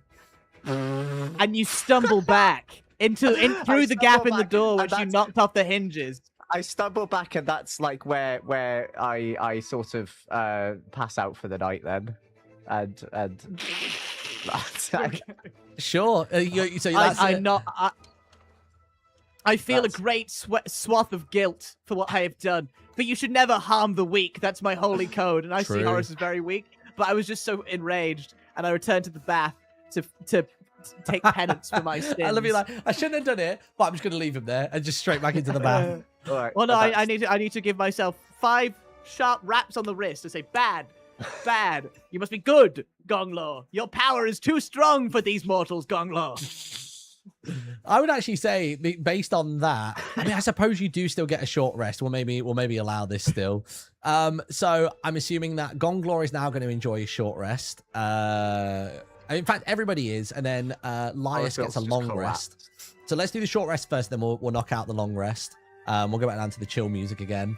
So let's start with Gonglor. So you're doing your short rest. Do you want to tend to wounds, clear stress, repair armor, or prepare? I'd sort my armor out. Nice. So I've got Okay. 2 marked off right now. Sweet. Can I get them gone? So if you roll a d4, and then you can +1 to that result, and you can clear that many armor slots. Okay. How? 1d4 roll. 2. 2, nice. And is that with the Perfect. +1 or? That was that +1, but that's all of it. Anyway. Nice. So your armor slots are repaired. Let's go with Horace next in this scene. Yeah. So I almost want to say you can't tend to wounds because of the fresh trauma. But in your sleep, Yeah. what do you dream of that would either clear some stress or give you some hope for the next day? I don't think you dream can of really just- repair your armor either. I think this is a clear stress or prepare situation. My dream that I'm having is I'm just flicking Esiole on the ear just repeatedly, and that's bringing me calm and relaxation. Okay. And that means that Esiole can just wake up and knock that final health point out of you, by the way. Just reminding you of that. So I've got 2 points of HP which I can't fix now. What Yeah. can I do? You just can to either clarify? clear a stress, or you can clear stress by rolling a d4, or I'll do that. I'll um, try that. you want to try I'll that? do Cool. that. So just roll me Yeah, a I'll do that. d4, and we'll +1 to that result, and that is how much stress you can clear. Because how's your stress looking? You've got 2 marks, so yeah, it'd be nice to bring that down. 3 Nice, cool. +1, so I fixed that. So you're all cleared up on your stress. Then, has any of this been audible to Lyas and Esiole back in the room? I want to say that that's one of the things that clears Lyas's stress is just hearing Horace Milk be brutally beaten by a frogman in the I next don't. room. Yeah, I'm gonna say the same. That's my stress gone. No. Nice. So if so, I think actually, so yeah, we'll do Esiole's first. So if we can get a d4 roll, although you don't have any stress at the minute, at least according to my screen. Do you have 1 from maybe the tug of Yeah, I war? should have one. Okay, yeah, go for it then. I suppose it's going to work regardless, right? Even if you get a 1, Hang you've on, cleared that- it. What happened there? Why is it rolled 2? There we go. Let's try that again. Huh? It's a 1 anyway. That's fine. That's all good. That clears your stress. And then the nuance with a long rest is that rather than rolling a dice, you can actually tend to all wounds. So Lyas will be able to fully heal all hit points, fully heal all stress, fully repair armor slots. And there is prepare as well, which allows you to gain a hope. So it's about what you would like to do. There is a working on a project, but I think for the purposes of this little short story, we don't have anything overarching, I don't think. For I that. got no project. No. Yeah. So for Lyas, So- what would you like to do? So from the choices here, I get to choose 2 of them, right? Let me It see. says can choose 2 of the following moves, or Oh, choose sorry, yes, the 2. same move Yeah, twice. Yeah, you can choose the cool. same one So twice. Yeah. I think that again, the sound of Horace being whittled down to within an inch of his life by the pugilistic rage of a frogman is going to clear all my stress. Fantastic. So I'm going down from 3 to 0. Brilliant. The stress had been mounting, and I think we all know why. And then the other thing I want to do is Lyas will spend some time with a needle and thread, stitching up some of the tears in the armor that took like a bit of a beating. So Lyas has sort of like a leather gambeson kind of thing underneath the robes, and that's been sort of damaged in our fights with the cultists and stuff. So I have 2 armor slots that I will clear as well. Nice. Fantastic stuff. So you all have a mixed bag of a night, quite frankly. It was already going to be one person sleeping pretty, the other 3 having slightly more disturbed rest. Someone just got absolutely KO'd. Whether this information is unveiled to the rest of the group, I suppose we'll find out in the morning. But as the sun rises, you hear the clattering and clanking of circus stands being set up again. You can hear food coming in from Merriport to populate the market stalls for the day. Our adventurers awaken. I leave the bathroom tub and see Horace on the ground, awakening. I reach down a froggy hand. I say, Horace, I'm sorry. Oh, no, don't apologize to him. Do you take the hand? Where am I? You're outside of the bathroom. I believe I flew off the handle. I was not good last night. You were always good to me, Gonglor. Ah! And then you pull me up. Are they having a moment? And then we like look at each other. We like hit the sickest dap ever. No, you Yeah. can't just say you hit the sickest dap. I need a roll Okay, for can I roll this. for it? Right, I roll need, for that. what's this going Roll to for be? that. Presence. Dex. Presents. All right. Yeah, that's performance. It needs to be a strong dap. So basically, this is going to be a DC 10 for both sides. So what do we got? 15 with hope. 15 with hope. 4. 5. I claw at him, taking out the last of his hit points with my strong dap. Everything that Gonglor did in that moment to make the sick dap went wonderfully. The hand was cupped. Everything was in the right place. But I think It's Horace... like a usual dap with Cam. He just goes a flat hand and just like... Yeah, he hasn't quite gotten it back together. He's not really done much dapping, but also he's still feeling a bit frail and there's a little shaky coming in. And it's more just kind of catches you on the wrist, which causes probably some annoyance. I'm like, oh, And then God, I like go, oh, and then I like reach out And for I'm a box, and then Ollie like's going for a high five, and then it's like, just, and my hands are really wet because I've just got out of the club. I'm naked as well because I've not put on my garbs. Yeah. It's like the Omson in there. Yes. All right. Good. Do we morning. say good morning to Lyas and Esiole? How do they emerge Yeah, we'll for the go day? through. We'll say hi to them. Rise and shine. Morning, Morning. my companions. Oh, you're muted, I Pix. can't hear Rise you. up. I see your Sorry. lips moving, Lyas, but I believe a gronkle has got your tongue. Sorry, I was communing with the spirits. I was speaking in the silent voices of the forest. Wow. Gonglor, you seem well rested. Horace, you seem to have both eyes blackened. Did you fall and hurt yourself in the night? No, it's tired, mate. It's tired. Oh, just give me a second to wake up, But fine. The rest I had was a rest of guilt. And I look into the distance, really relaxed and awake, but cross with myself. So our objective is still to come upon the Tinkerer, who will have information about where you could locate some special moss and potential remedies materials to bring to Daicha. So where would the party like to head to today?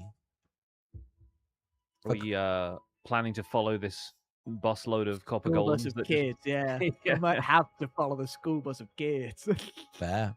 At this point, it is quite a ways away. You can actually see it just down in the distance. Like it's going to take you pretty much the entire morning to get to the distance that they're at. But they're following set paths that exist, and they're going along the Road Builders Guild roads.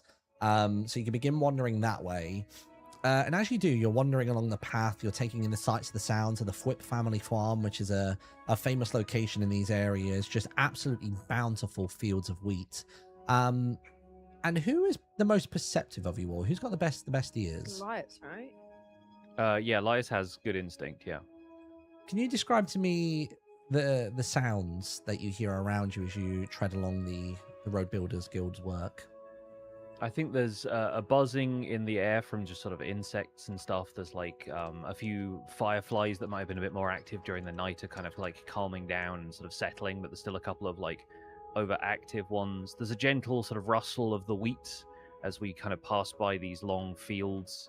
And I think in the distance, sort of some gentle bleating happening where sheep are grazing at the at the farm on the way towards Maryport. But yeah, I think we're sort of leaving the busy sounds of the circus setting up behind. There's like a little distant drift of music kind of coming over the fields, but then that sort of blows away in the wind, and we're left with the serene tranquility of the countryside.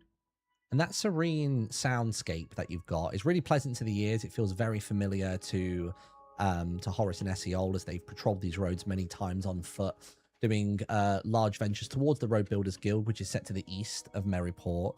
And as you're going along, Lyas, you notice that somehow the sounds from the circus appear to be chasing you. The whoops and the hollers and the disruptive noises are sort of coming into more focus again. They're becoming more audible, more more expressive, and you just hear a strange thunk through the air, and you keep hearing a splash and a thunk and a splash, a thunk, and you hear hey, and it's just again and again, and the splashes get louder and louder, and you're the first to turn and see that there is somebody. It's just a human, slightly shorter than most, is basically flying along with what looks to be a giant fork, and they keep cresting in and out of the water like some kind of dolphin, just launching it. And they've got relatively plain garbs on, but the one thing you really notice is that they are wearing a frog hat, giant eyes set atop of it, very woolen and looking super soggy as they go across. And they pay you no mind, but you're the first to notice as they come by, and they just go off into the distance where the mists from the crossroads up ahead engulf the area. Gonglor, look at his hat. That was super weird. Why is he appropriating my culture? We are not hats to be worn. And as you continue along, the conversation continues to unfold, and you reach a literal fork in the road. This is new. Even the watchers and the listeners among you don't recognize this split in the path.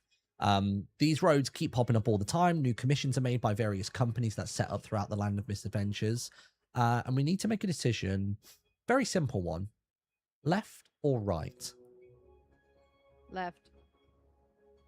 I will defer to the Maryportians. Left. I think we should go right. Oh my god. Esiole said left first, so I'm going to go with Esiole. This could be Yes, up for a vote. I also will go with Esiole. I think we should Oh, go look at left. that, Right. Alice. No one agrees with you. All right. I like trudge like my feet behind and just accept that we're going left. Why did you want to go right, Horace? What inspired I just wanted to He just disagree with wanted to defy Esiole. me. It is that Yeah. simple. Oh. He's stupid. Okay, then. I just wanted to defy her. So we're deciding to go left, are we? Yeah. Yeah. Okay, so if you'd have gone right, you'd have gone past actually the headquarters of the Road Builders Guild, and slightly beyond that, there are newly formed bridges and paths over towards the east. Instead, you're going to be making your left turn. You're going to make your way up north ever so slightly, and you meet another similar kind of bridge. In the distance, you can actually see what looks to be a giant metallic structure, very tall, and like it looks as though it's trying to pierce the sky. You've never seen anything quite like it before.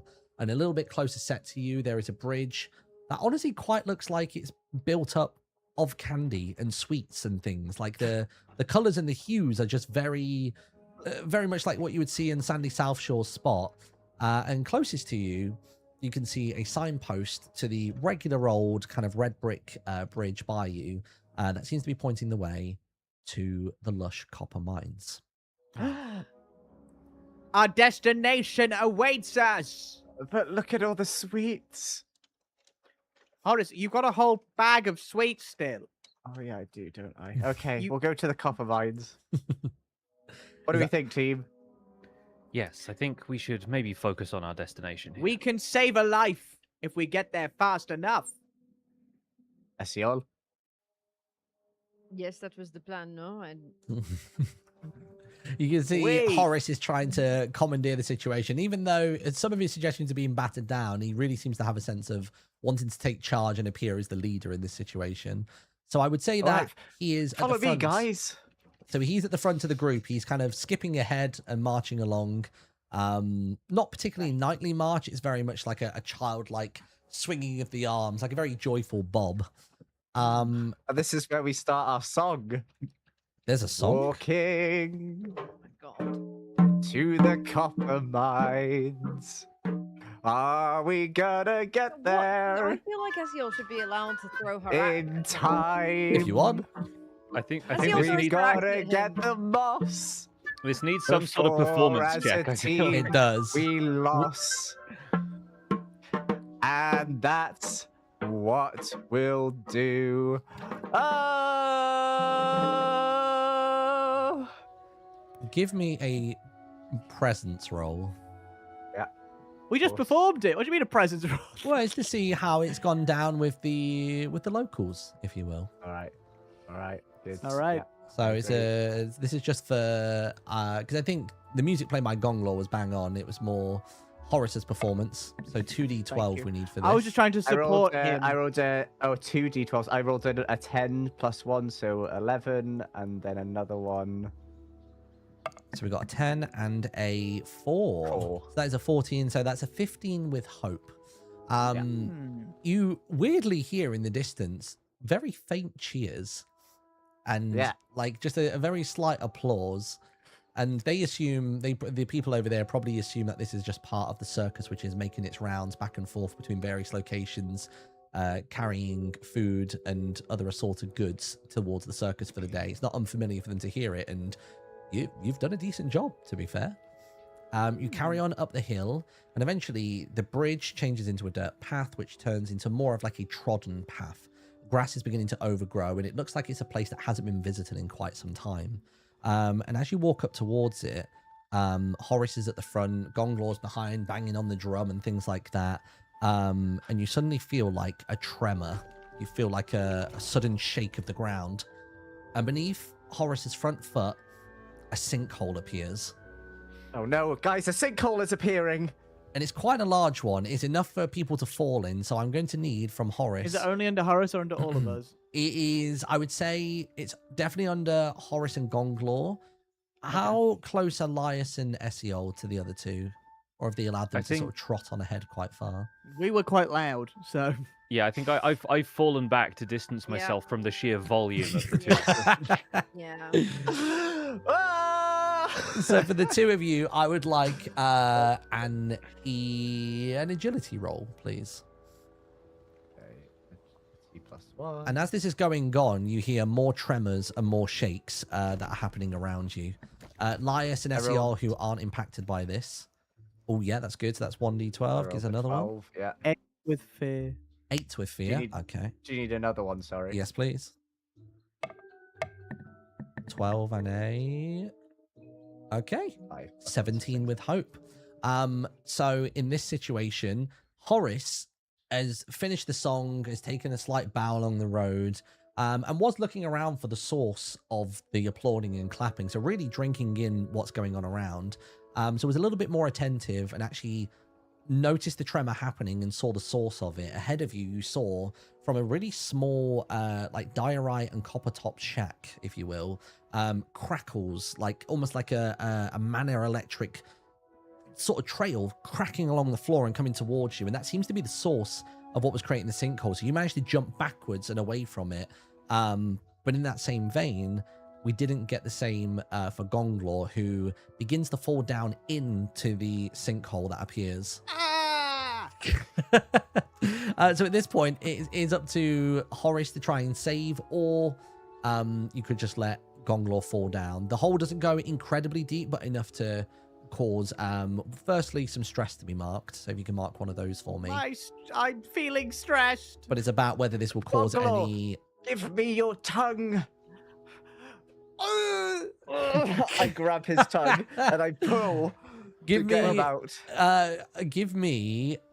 this is for Horace here. Give me a finesse roll. We know Gonglor's tongue is pretty good. It's about whether Horace can actually get a hold of this before he sinks down too far. So that's a I got 3. a 3 and minus gives another one. 2. Gives another one. Okay. So that's 3 hope and a 6. So that is a 9 with fear.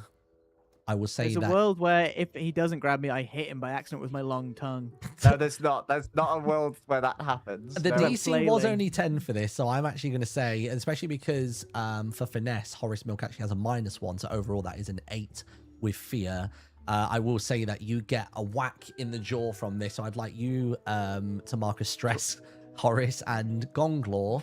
If you can just roll me... I'm going to roll for damage because my long tongue is a close weapon. No, I think we're okay. I think fine. it's more a stress. It's not so heavy of a blow that it's going to harm Horace too much. No. But we do need to roll your damage for when you land and hit the bottom here. Right. So you can roll me a... In fact, I'm going to roll it on my end because I don't really get to do a whole lot as the DM with dice. Let's do it. That is going to be 8 points of damage. How does that land on your That threshold? is below my minor threshold. Okay, nice. So yeah, you just mark 1 HP damage for this. Okay. It was I have done it. nice. And I collapsed to the ground. Ugh, And again, my body. you hear another explosion in the distance. Not entirely sure what these noises are. In fact, there is a body fall sound. Let's hear this. Oh, it's just a thud on impact. Brilliant. But yeah, basically, as Horace is then having another crack at trying to grab your tongue to pull you out of there, you'll notice a lot. This is for Lyas and Esiole. You'll notice that this diorite and copper top building ahead of you has got puffs of smoke bellowing out the sides. You can see these small copper golems that you saw the day before running around going, just like running around in a panic. And you can just hear, yeah, that's good, Chubby. Let's try amethyst this time. We still got some from the ravine. And you just hear another and the four of you are collected together. Would you like to approach the workshop? Yes. Wait, am I getting out of the hole or am I in the... You're out the hole, right? Goodbye, Gonglor. You are out the hole now, yeah. It's during the time that Lyas and Esiole have been keeping an eye on this. Yeah, you've managed to wander your way in. Right. So as you approach it, do you want to approach just open, casual? There's no doorway on this thing. It's very much like open holes for windows. Where there used to be a door, you can see the door frames have just been obliterated. You can see the splintering of wood at the side. Are you trying to be sneaky here, or are you just going to be quite confident and loud when you approach? I have an answer, but I don't confident think... and loud, right? Because we don't mind them knowing we're here. Yeah, we're here to freaking sort this out. We have no reason to think that they're going to be hostile to us. Nice. So on the approach, you feel like a shockwave again, another explosion. This time you see actually like thunder crackles. The ones that came across the ground were more kind of like purple in color. This time the hue is red. He goes, Jubby, I think redstone's maybe a bit too strong. And you feel the shockwave on your chest as this like pulse punches outwards. And you see a man turn towards you, thick black hair coming down to his shoulders, and lifts his goggles up and goes, all right then, who exactly are you lot? Who takes the lead? Esiole. Yeah, I feel like you just say that every time, Cam. You just decide I have to do the talking here. You're good at the talking, aren't you? You are. Do you want me to do the talking? Yeah, go on. I go believe on. women should talk first. That's what Go I on, think. Esiole. Oh, I don't know what to say. Can someone else run this, please? Hey! Hey! Hello! B, what are we doing here? No, hello! Hello! Hello! Hello! We who both speak common tongue, right? Who might you be then? I'm Horace Milk of Merriport's listeners. This is my esteemed colleague Esiole, also of the listeners. And you can And see here to my left, I have the wonderful Gonglor the Good. And to At my your right, service! I have the wonderful Lyas. Introduce yourselves, everyone. But you just introduced us. You just introduced. That's what you just did. Hello! just- Who might you be? and he's just like wiping a cloth on his hands just to try and get a lot of like the coal and the dust off of it from what he's been doing. But you can tell he looks a little unsettled. He looks like, as much as there's a lot of sweat on his brow, there's something about his demeanor that is panicked. His eyes have widened ever so slightly. So you're from Merriport. Who sent you? We sent us? It is just us. We did. We're on a mission from the gods. Wow, very noble. What can I help you with then? The name's Victor, by the way. Are you the tinkerer? I think it is you we are after, no? Are you not that man? Not after. She doesn't mean after. No, We're not here. like that. Like We're we not, are like, trying to looking get for you. We need you.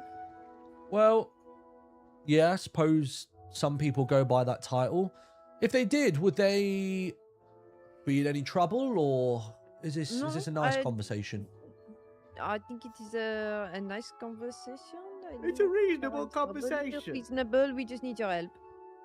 With what exactly?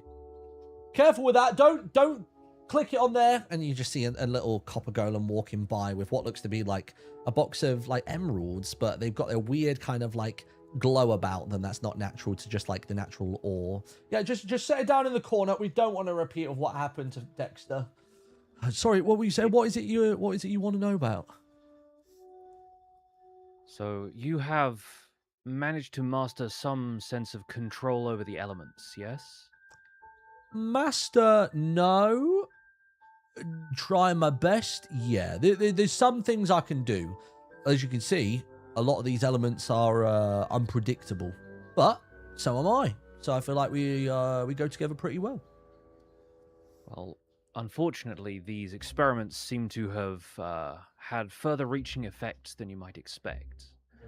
There's a watchman of Orchidea who was struck down by some sort of magical malady that we are told that you might have the cure for if you are in possession of some sort of moss that we're not familiar with ourselves, and perhaps if you've encountered this before, you could help us. A magical malady. What are you talking in poems? What does that mean? What sort of magic you up against? I'm a man of science, all right. I ain't no mage.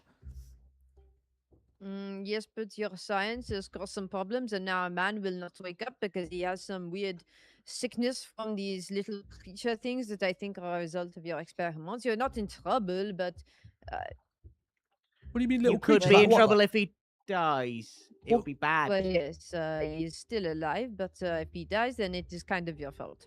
What kind of little creatures are we talking about? With like fungril or with the infernus? Like what are we talking here? Liquid. They were a yes. liquid beast. A liquid beast. Aye. Right. And what? It was it was floating around or something? What's the deal? It came from a fountain within the Orchidea domain. Orchidea. Yeah. I suppose there's water all around there. It came from the swamp then, or you're saying that the fountain? The No, fountain no itself. fountain. The fountain itself. Right. And you what? This water just got up on its own and just started wailing on someone? It did. Yeah. It was just like that. Pretty much, yes. We had And to it- step in. And it was See- not alone. There were several of them. Friends, probably. Right. Okay. And you can see him sort of trying to go into the archives of his mind to figure out if he potentially had a hand in this, even unknowingly. He goes, well, the only thing I've ever really done with water was trying to help clear out all the slime in the sewers in Merryport, but why would that tech be an Orchidea? Tell me, was there like a glow, like a sheen around the water? Yes, it seemed to be holding the water in place, giving it form. Bloody hell. Why is that over there? Right. Well, I can tell you what it was a tool that I made a while ago. Mayor Lizzie asked for it, and it was basically something that would allow you to manipulate water. The idea was you get the water, put it over here for a minute, concentrate, keep it there. Then everybody else would come and they would just get rid of all the sludge because the water was starting to get a bit minging over there in Merryport. It was the water we were drinking from. Something about it collected quicker because of frogs in the wells. Don't really know how that filters down, but that started to become slimes and it just made the sewers unbearable. So that's the last I heard of it, but I just can't think of I who'd be see. using that. We do not know, but it is doing something. And also, I apologize for the frogs in the wells. I think I might know whose problem that is. It is not mine, but I think I might know whose. Well, what business have they got doing it? They can't get out. Surely you'd be annoyed about this. And points at Gonglor. I did not know of these trapped frogs. Ah, well, it does not matter. They will be freed, I am sure. Do not worry I about will it, make Gonglor. sure of it. My mission to defend them.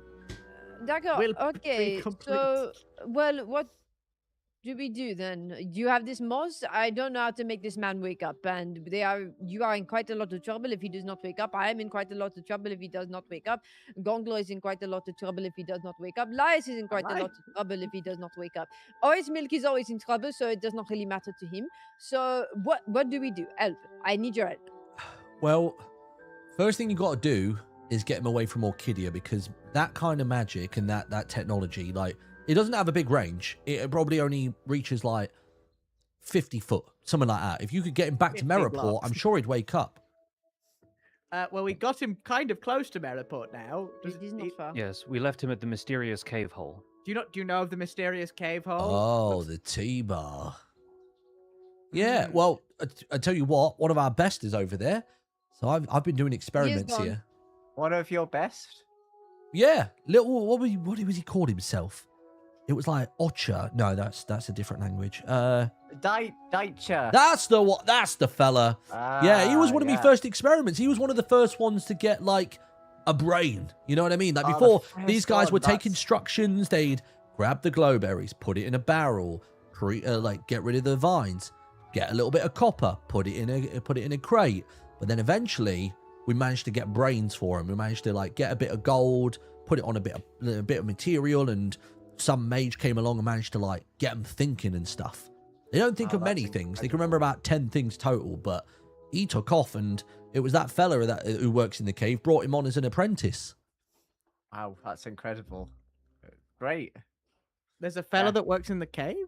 Apparently so. Apparently he's the owner of the establishment. Little Daicha's just like a little like lackey for him. Mans the bar and stuff, I've heard. Well, Oh. he could not help us. He sent us to you. He said about the moss. We tried as much as he could, but he did not have enough. moss. So Oh yeah, I mean, I suppose if it is that sealant, I guess the moss would act as an agent that would break it down. A lubricant of sorts. Not necessarily a lubricant. It's more like no, they are not. lighting a match and throwing it on a bonfire. He basically wants to burn it from the inside out. He wants to dissolve the film. Will he be okay, the man? Yeah. It's all magic stuff. I mean, unless he's ill of heart, but if he's one of your lot, then well, actually, I don't know your lot. Who could say with these crazy policemen? Yes, Horace Milk. No one here is ill of heart, are they? No, of course not. Esiole. Esiole. Esiole. Yes. Right. Well, annoyingly, I've not got. I know what to do with it. Once I've got it, I could whip something up for you, but it's not here. You're gonna have to Why? go to a place a bit south Pourquoi? of here. I do not understand why. Why do you not have it? Well, I've run out of materials. I've been here for about 4 or 5 months. Maybe if you stop blowing up your house, then you would not have no materials. no? Why do you think I've moved out of Merriport? I thought you were here because of the damages charge. I've still not come back for court for that. Look, If damage is charged. no, I didn't say anything. I said of my great looks and charm. That's what I Sorry, said. What? How much is the damages charge? Might need to look into Horace, that. I think maybe we ignore what he is saying because we Alright. need his help. So Or perhaps- maybe, as you know, myself and Esiole I are swear to God. part of the listeners, we can maybe drop these charges if you were to be able to. No, help us. sadly, I am deaf. I did not hear what you said about If you child had rape. a bit of moss, perhaps, We could drop the charge. And you it would see, be good. you see his demeanor change. This whole time, he's been a little bit on the back foot and seemingly quite nervous about this interaction, giving a little, but trying to take a lot of information from you to gauge what's going on. But there's a weird new confidence that's come into his eyes. And he goes, charges. Yeah, it's funny you should say that when there's one out for you. And he holds up a scroll, and it's Horace Milk's face on a wanted poster. What? I think they're in here, mate.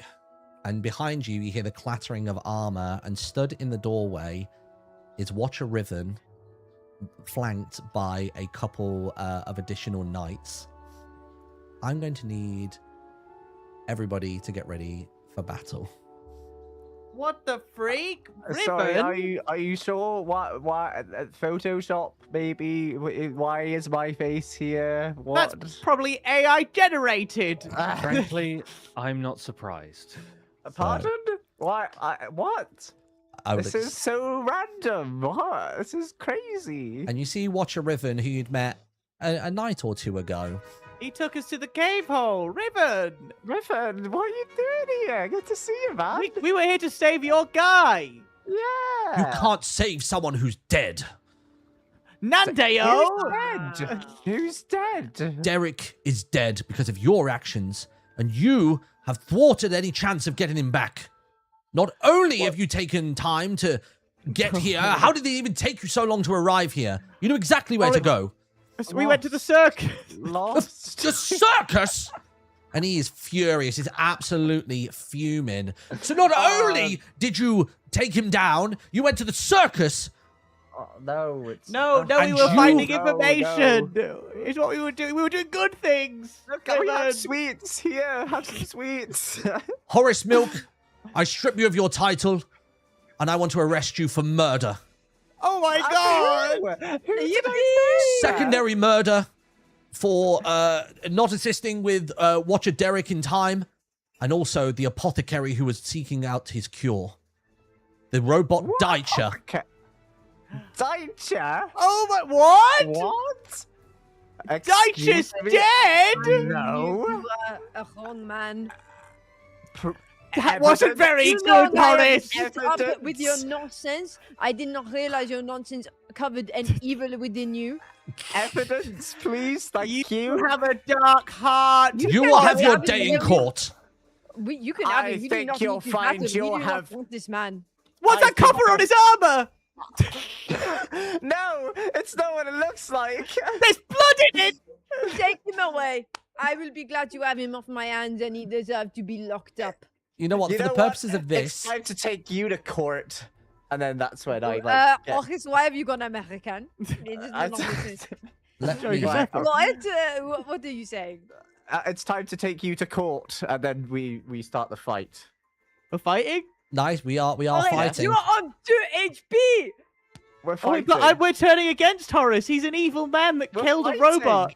We're Okay, fighting. here we go. So what I'm going to do is I'm going to bring this map out. This is the cave hole, but I wasn't anticipating this fight was going to happen at the at the Lush Copper Mines. But in front of you, you have got is it Watcher Felix or Riven? No, it's Watcher Felix, isn't it? Sorry, you've got Watcher Felix stood in front of you right now. Boom. And flanking him are basically 3 other guards, all of listener level, surprisingly. Felix is very much there as to kind of rattle you, and he's the one that wants to seek the justice done. The other 3 are listeners that are on the same level, no longer of Horace, but at least of Esiole. And it's about what we would like to do here in this situation. I think first and foremost, he's going to say, "Justice! Justice!" And then he like launches towards Horace. Oh. I've clicked on the wrong screen there. There we go. And he is going to lunge towards you. So give me 2 seconds while I zoom in my game map a little bit. I'm gonna trigger invisibility. You don't You have have invisibility. invisibility. Oh. Here we go. Okay, cool. So we got Watcher Felix over here. And let me just pull up his character sheet. Lovely. Manage.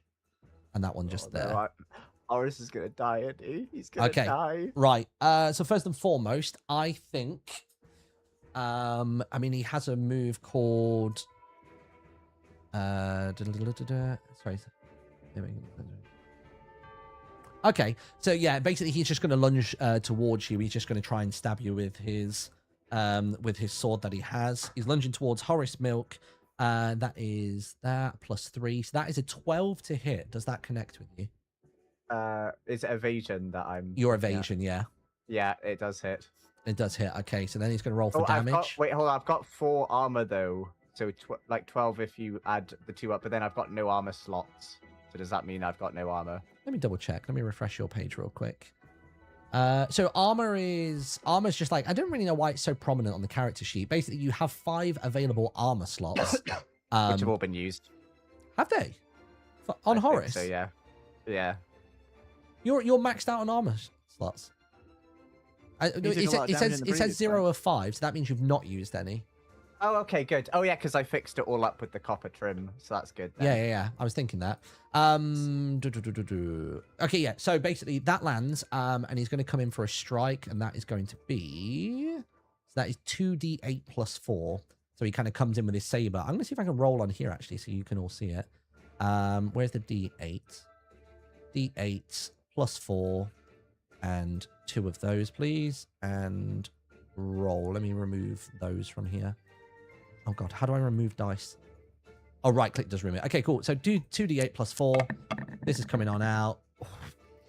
That is going to be 12 points of damage headed towards Horace Milk, which jumps into your major damage threshold, which would be 2 hit points. Goodness. Can I use the armor slots? An armor slot? Yeah, you can use an armor slot to reduce it down to 1 HP marked. So you're now on 3 out of 6 hit points marked. Okay. Yeah. Okay. And I think I'm going to then pass play over to you guys. It's about whether you want to fight back, whether you want to throw Horace to the wolves. It is I totally am your not play. fighting back. Okay, fair enough. I would like to take to take stance in front of Horace, To take stance in front of Horace. like here, Why? Sure. and I'd like to say, "Stop, watchers! Listeners. Listen, I don't look. What? Stop, humans! Why is I understand this man has committed a grave sin against robot and mankind. He is a villain most foul, but even in Ribbit culture, we believe in trial before combat. Take him to prison. What? Trial him, but do not kill this man. Give me a He's already too weak to give me- fight. give me a presence check. Can I presence check and also do Warden of the Weak as on top? Yeah, so the Because way that would work I'm is protecting the weak. He's a yeah, weak man. so the way that would work is you spend 1 hope, and Yeah. that would allow you to do +2 onto your presence roll. So essentially, it's Okay. a plus. It's just +2 because you don't have any extra presence stuff. I got a 12 with hope +2, so 14. 14. I think for Felix right now, he is absolutely blinded by rage. You see the listeners out the back are starting to come around to the idea of this. Like, they are men of honor and they want to see justice done. They want to make sure that, like, you know, these 3 fellas here are thinking, it didn't say dead or alive, it said alive on the form. So you start to see them loom towards Felix. They outrank him, but they've yet to say anything vocally, but they are encroaching inward. That's my turn anyway. And play is still with you guys. I think at this point, Lyas also steps up and says, yes, Horace Milk is frankly a bizarre human being, but I believe there is another matter at hand here. Victor the Tinkerer has already said to us that part of this man's unfortunate demise was due to perhaps his own inventions, some sort of invention of his that congeals liquid into a more solid form. And that's what made Derek so ill in the first place. He wouldn't have been ill if he wasn't set upon in the first place. And he's not listening to logic at all. He's just repeating what you've said, which very much clearly implies that, like, Horace wasn't the source of the pain, but he just can't see past it. And he turns towards you, Lyas, and unless you have an action, he's going to have a little attempt to strike you as well. Anybody in his path, he just wants Horace. I think he's not even looking to see anything else. I'm going to use my Voice of Dread spell to magically Ooh. speak directly into his ears. Speak into his mind. Into his mind, Yes. yeah. So I have to make a spellcast roll, and on a success, he marks a stress and becomes temporarily vulnerable. Okay, nice. So that's going to be with +2 for my spellcasting, Mm-hmm. and that is So 14... 16 with 16, of course, yeah. A 16 with hope. Yeah, so that you manage to, as much as he's in a blind rage, you can see that there's that kind of little unconscious part of his mind at the back, which is the more rationale, the part that is currently being suppressed by the rest of his mind. And what would you like to say to him inside of that private space? I say to him, come to your senses. Would your fallen comrade want you to behave like this? Think. And he just looks you dead in the eye. He turns around and he's absolutely furious that you've used any kind of magic on him after what has befallen Derek. And he looks you dead in the eye and goes, "You never go there." You don't know whether that means in the mind or goes towards that topic. And he's going to try and just strike towards you. That is a 16 to hit, which I'm assuming beats my evasion. Would hit. And then it's going to be the same roll again. Actually, does he have the other ability? What's that? I think actually, yeah, on this turn, he's actually going to use a different ability, which is called Blunderbuss, which basically hits all targets within a very close range, which I believe at this moment. Oh, God. Let's have a look. No. Where is it? Measure. That's a few of us, I think. That's at least the three good. of you. Esiole is remaining at the back currently. So he's going to roll 2d8. And those have +8 on them, which is absurd. Where we're looking 2d8 +8. Ridiculous. Oh, not advantage. No. Off there. Go. Roll for everyone. What does he do here? So that's going to be 19 points of damage going into everybody. Like, with this, it's kind of a case of, he doesn't necessarily have, like, a gun or a firearm of sorts, but instead he just does this huge sweeping motion, like a get out of the way motion in your direction, and he's got, like, spines that are on the arm of his armor. He just sort of slashes out and through everybody to hit you all for that damage. Yikes. So how does that land on each person? So my severe damage threshold is 12, so that's 3 HP. I can reduce that by 1 by spending an armor slot? Yes, yeah. All right, I will do can that. do the same, right? Does it hit all of us?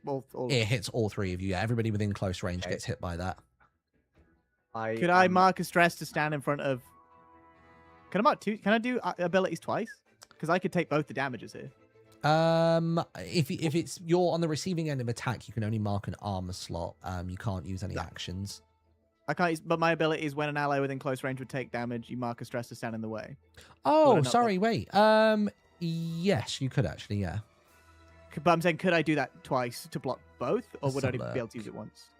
When you choose to not equip Because armor, I've got 2 stress armor charges score. yet left. Oh no, sorry, I'm looking at bare bones. Sorry. One below that one. Yeah, you could actually. Yeah, yes, you can mark any number of armor slots, and you have to spend a stress in order to block somebody's incoming damage.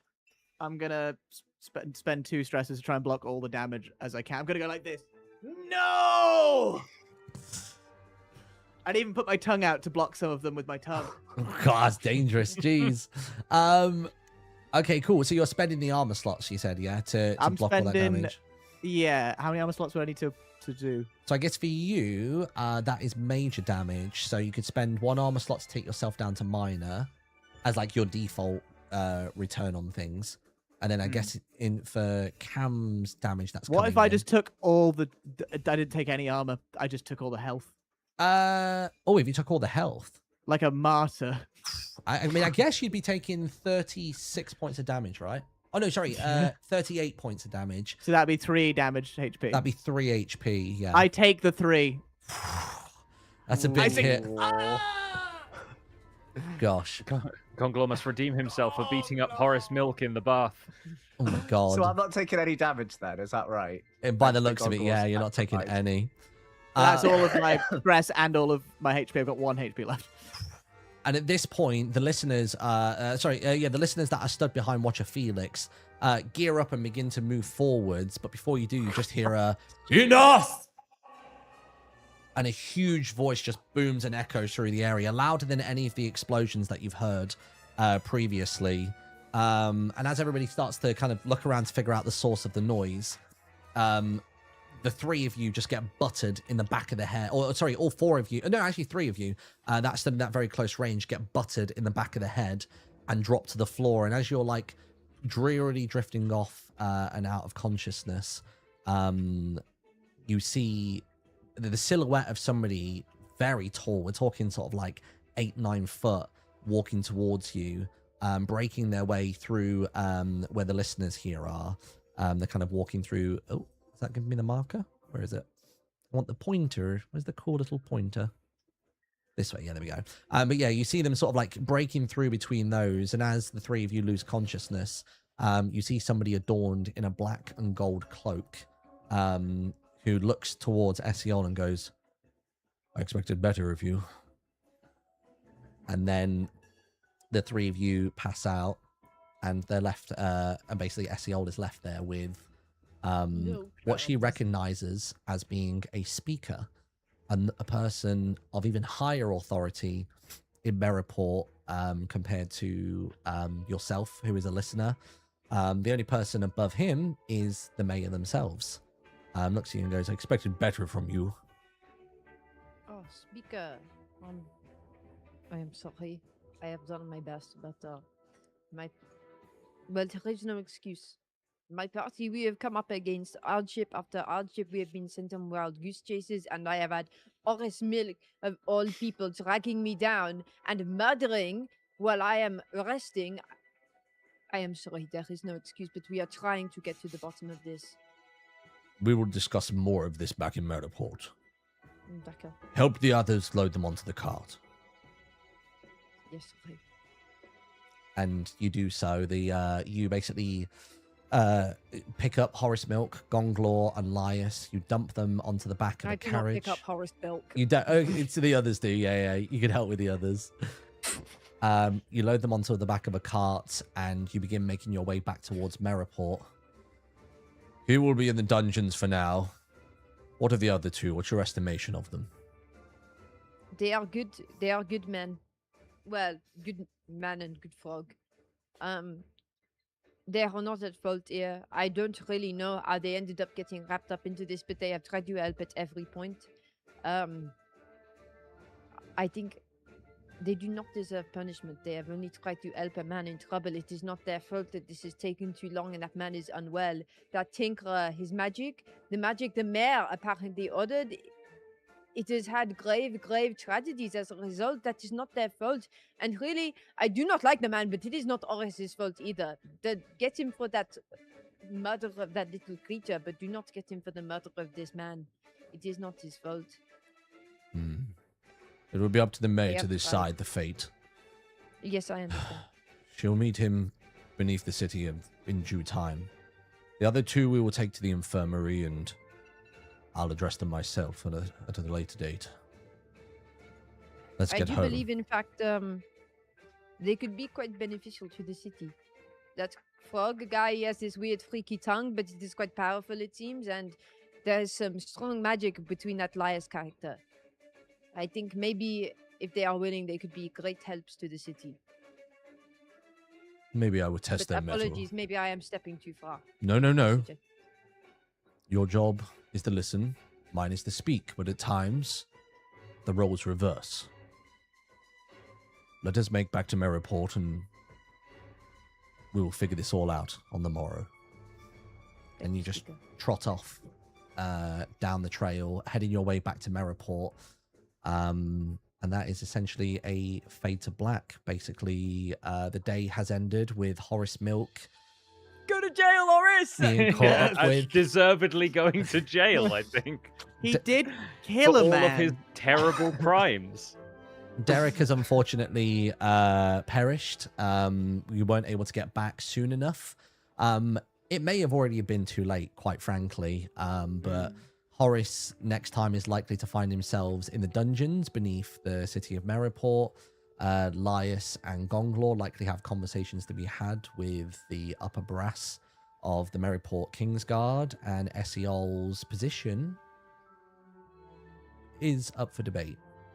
We're not sure where that story will develop.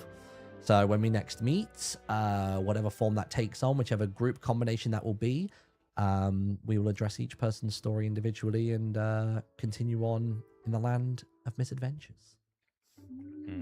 This has been a misadventure. It really has.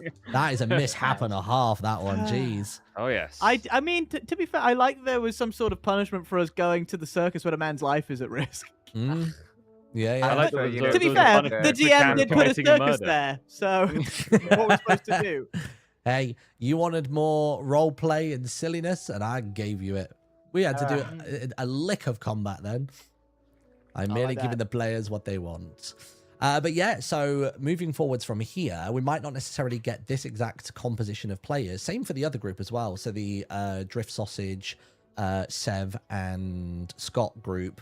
I'm going to start fragmenting everything up. And basically we'll start mixing and matching the groups. All of these stories are somewhat intertwined at this point. I imagine in my mind that... I can't remember if I mentioned it in the last stream. It may have been when you were down fighting against the mage down in the cave below. But if I hadn't, there was a moment... It may have even been the moment, actually, where we decided to kind of, like, tune the retcon in. So rather than fleeing the cave, you decided to go up the waterfall instead. But if I hadn't mentioned it prior during that encounter, there was a moment where you each felt a strange pulse and a reverberation that kind of like shook through all of you, which was linked to what the other group were up to. And that was kind of the moment in my mind, because these were running as, these could have run exactly the same and met all the same characters, but I'm now imagining that was almost like a slight convergence point. So you're now all in the same timeline. So yeah, so it's all happening in the same space now, which will be fun. Hell yeah. That is that misadventure. And what I'm hoping to do moving forwards is where it's less of having a plan of like 3 streams worth, which was an accident in the first place. I can now start posting essentially jobs, or like, you know, like one-shot streams, and everybody on the misadventure server can sign up, and I'll just take random hodgepodge groups and squish them together. And yeah, hopefully we can do these thicker and faster in the future, which will be nice, because I'm very much in my TTRPG era at the minute, so I want to keep it going. I'm so happy Horace Milk is in jail. Yeah. I think it's good that he got caught for his crimes. It is not a sad ending. It was It a is very joyous sad ending. It was It always was a going to very go this sad way. ending. If you'd have made it to Tadpole's Rest, it likely would have been that you would have encountered Tadpole's Rest being the one east of the fungal forest that Sausage built. It would have been that's where you get the moss from. But if you were dilly-dally too much, then you probably would have been met by Felix and the listeners there instead. Like, they were always going to intercept you at some point. There was no point where you guys were actually going to get back to Derek or go and deal with the situation in Orchidia, because the other group in their timeline had already dealt with the Orchidia situation. They've been in the so it's them we need to fight. They're actually the villains of our campaign. So they got all the way to Throw us Tadpole's under the Rest, all the way back to Orchidia, and dealt with the situation. I won't say any more than that, but they can maybe tell you themselves how that all went down in character. And Nice. we dealt with the circus. situation. We did our own thing. We in a dealt way, with the situation so- differently, Horace Milk was the situation, I think. and I think Horace Milk brought a lot, and I think that's the most important. A lot of thing. strife. It's a Brought shame a we'll lot, never see him and again he because of his left even more. jail sentence. Well, he might get out of jail. Suppose he could get out of jail. Could. Horace Milk, the escape. Yeah, I genuinely, I said it in chat as a joke, but I genuinely think Horace Milk has been the villain of our campaign. Pretty much. Yeah, Yeah. big time. Horace was Like the when- big bad he's here, been- realistically. He's been fine. When you find out you've been traveling with a murderer, it's like, what do you do? I wish I'd asked a little bit more what like each character's reaction was to that news, but I think that could very easily happen at the beginning of the next session. You've had because I mean, some of you guys have been KO'd straight away. Like Esiole is probably the only person who has a moment to digest that news and has had a little conversation with. I mean, I stepped in. the I was speaker. like, he's a bad freaking guy. Yeah, But true. you can't just kill bad freaking guys. It seemed to be That's a bad. 2 versus 1 on defending Horace. So I guess we got some sentiment as to what's gone on.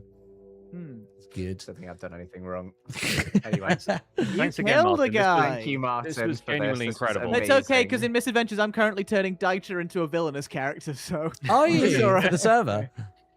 Nice. Spoilers. But It's there not we go. spoilers. Hopefully He's gonna next be there. time I want to get to grips with what VTT do you use, Pix? Is that Foundry or? It's Foundry, yeah. I think I want to Foundry get to grips with that. is pretty special, and it's really it beats Roll20 for me just because Roll20 has like a subscription and stuff. I know we're using Owlbear Rodeo right now, so that's for everyone in chat who is asking. Owlbear Rodeo Yeah. seems like it's been pretty good, but yeah, Foundry is just rock solid. I really enjoy using it. Nice. Yeah, I definitely. We have the big advantage and the unique selling point that we build on a server that is made up of blocks, so it makes distances and measures really nice to work with. But Yeah. sometimes if I want to have not even necessarily theater of the mind, I want something visual, but I can't necessarily build it in Minecraft or have the time to build it in Minecraft. I might find Foundry I can whip up like a small room or whatever else it may be with a bit more ease. Yeah. which I'm looking forward to. But Because in this session, we took that fight was in the mysterious cave hole, but not technically, right? Like, yeah, that fight was Green happening Map in the outside. lush copper mines, like yeah, but I recognize that bar smelt front room. anywhere. It was, yeah, I thought either you get back here or it would be over at Tadpole's Rest. I can show you the Tadpole's Rest one as well. This is what the Tadpole's Rest map Oh, would there have you looked go. like. And then Gonglor's there. There's many Gonglors. There's 1,000 Gonglors. This is the parallel universe in which we actually made it here. and there was like Wow. these fellas ready to come in and do their thing. Take Horace. Yeah, take No. Horace. So it was going to Because happen there's in a few policemen locations. everywhere to take Horace away. I don't like the policeman. Well, that's okay. But there we go. So hopefully more Dagger Heart in the future. I know a bunch of us are doing like random little D&D bits as well. So I think we're all on the dice rolling kick at the minute. It's great. Yeah, you were saying you're in your TTRPG era. I think the entire Minecraft content creator space is currently in its TTRPG Yeah. era, Yeah. and I think could it's not be more realized excited that for it. like we like role play is what we do. So like why not just do Yeah. it in another It just medium? skips the building part of it and It just does the really rest. does. Yeah. It does. Yeah. It's some people like multiplayer servers where like people just stand around and talk. That's what we're doing. Like we're giving you that in full force. But thank you for playing. I appreciate it. Thank you for putting up with me Thank when I you. was figuring out the odd rule or two. But I think today it went okay. I don't think I tripped up too much. No, this Yeah, was that's slick. It felt seamless. It was brilliant. I was had such a good good. time. Thank Yeah, it you, was great. Martin. And I will see you all again Thank soon you. for another misadventure. Adventure. Horace Milk. Horace Milk. Horace Milk. Horace Horace. Milk. Horace Milk. Horace Milk. See you guys later. Bye. Bye, friend. everyone. Oh, well, there we go. Lovely stuff. And that's it. We are finally at the conclusion of all that stuff, which is good. So there we go. Let me close off Discord as well. Kill the music. Lovely. Ooh.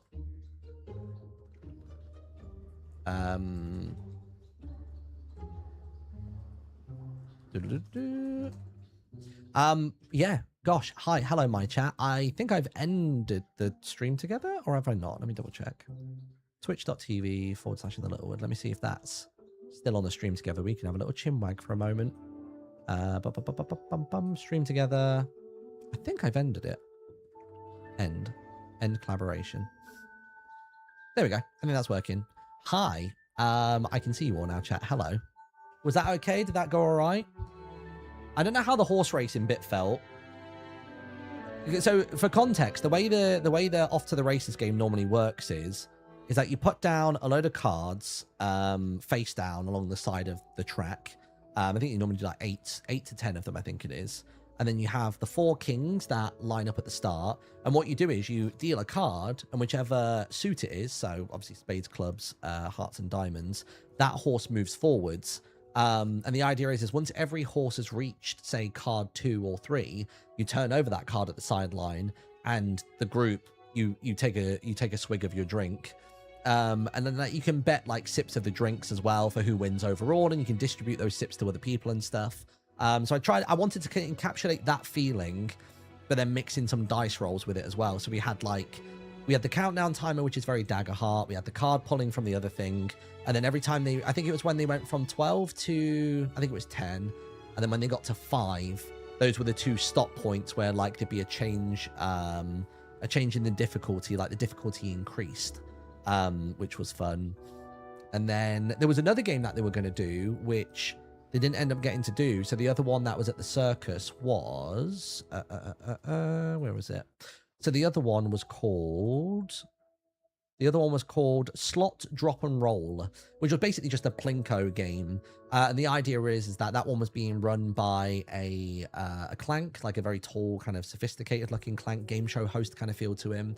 And the idea is you literally just pick 1 through 12 and you drop it in the top, and it's going to go down and this, that, and the other. And it was going to be more of like a luck roll, I suppose. But then it was going to be that the Clank was actually going to be purposely disrupting the roll, and it'd be up to the players to figure out whether they can spot him disturbing the game, like rigging it for himself. You know what I mean? So that was going to be the vibe on that one. So that was good. But we got to do the tug of war, which was fun. Group strength check. the big bison and the three pigs I thought was fun. I wish I'd written more for what was happening inside of the tent. I never even mentioned about the skeleton dog being inside of the tent and stuff. I think the inside of the tent, I didn't know how much was going to happen in there. So I did kind of a generic description of a fantastical night. But I felt that was the part that should have wowed a bit more. And I think I fell short on the description there, but it's a learning process. I am new to this, so I'm just going to keep practicing and learning and moving and grooving. As a little heads up, by the way, we have got our Dungeons and Dragons stream tomorrow, in fact. So tomorrow, hopefully at either 6 or 7 p.m, we are going to be doing the character reveals for Dungeon Delivery. You know the character names. You've got a rough idea of what they might look like or what their vibe is. But tomorrow, myself, Lizzie, Ozza, and Ollie are going to be sitting down and we're revealing character art as well as talking about our characters a little bit. And I think I think we can talk about our character sheets. I think so. That's pretty cool. I don't know what else is being revealed there. I think Ozza said he had some surprises for the players as well as the audience. So don't know what form that will take on. For context, we filmed that yesterday. We recorded episode 1 of Dungeon Delivery yesterday, and it went really well. I'm very proud of myself from that episode. I think there was a lot of good comedic moments. There was a lot of ingenuity. I felt as though I didn't have to scramble or ask questions, I think even once, as to what kind of role and stuff I had to do. I was just like, I felt practiced at it, which was good. So I'm looking forward to seeing what people think of it. So the first episode of that premieres next week, on the 18th of February. Episode 1 of Dungeon Delivery will be arriving. And then what I would like to do is I would like to start trying to write some more one-shots for Dagger Heart to do with the Misadventures group.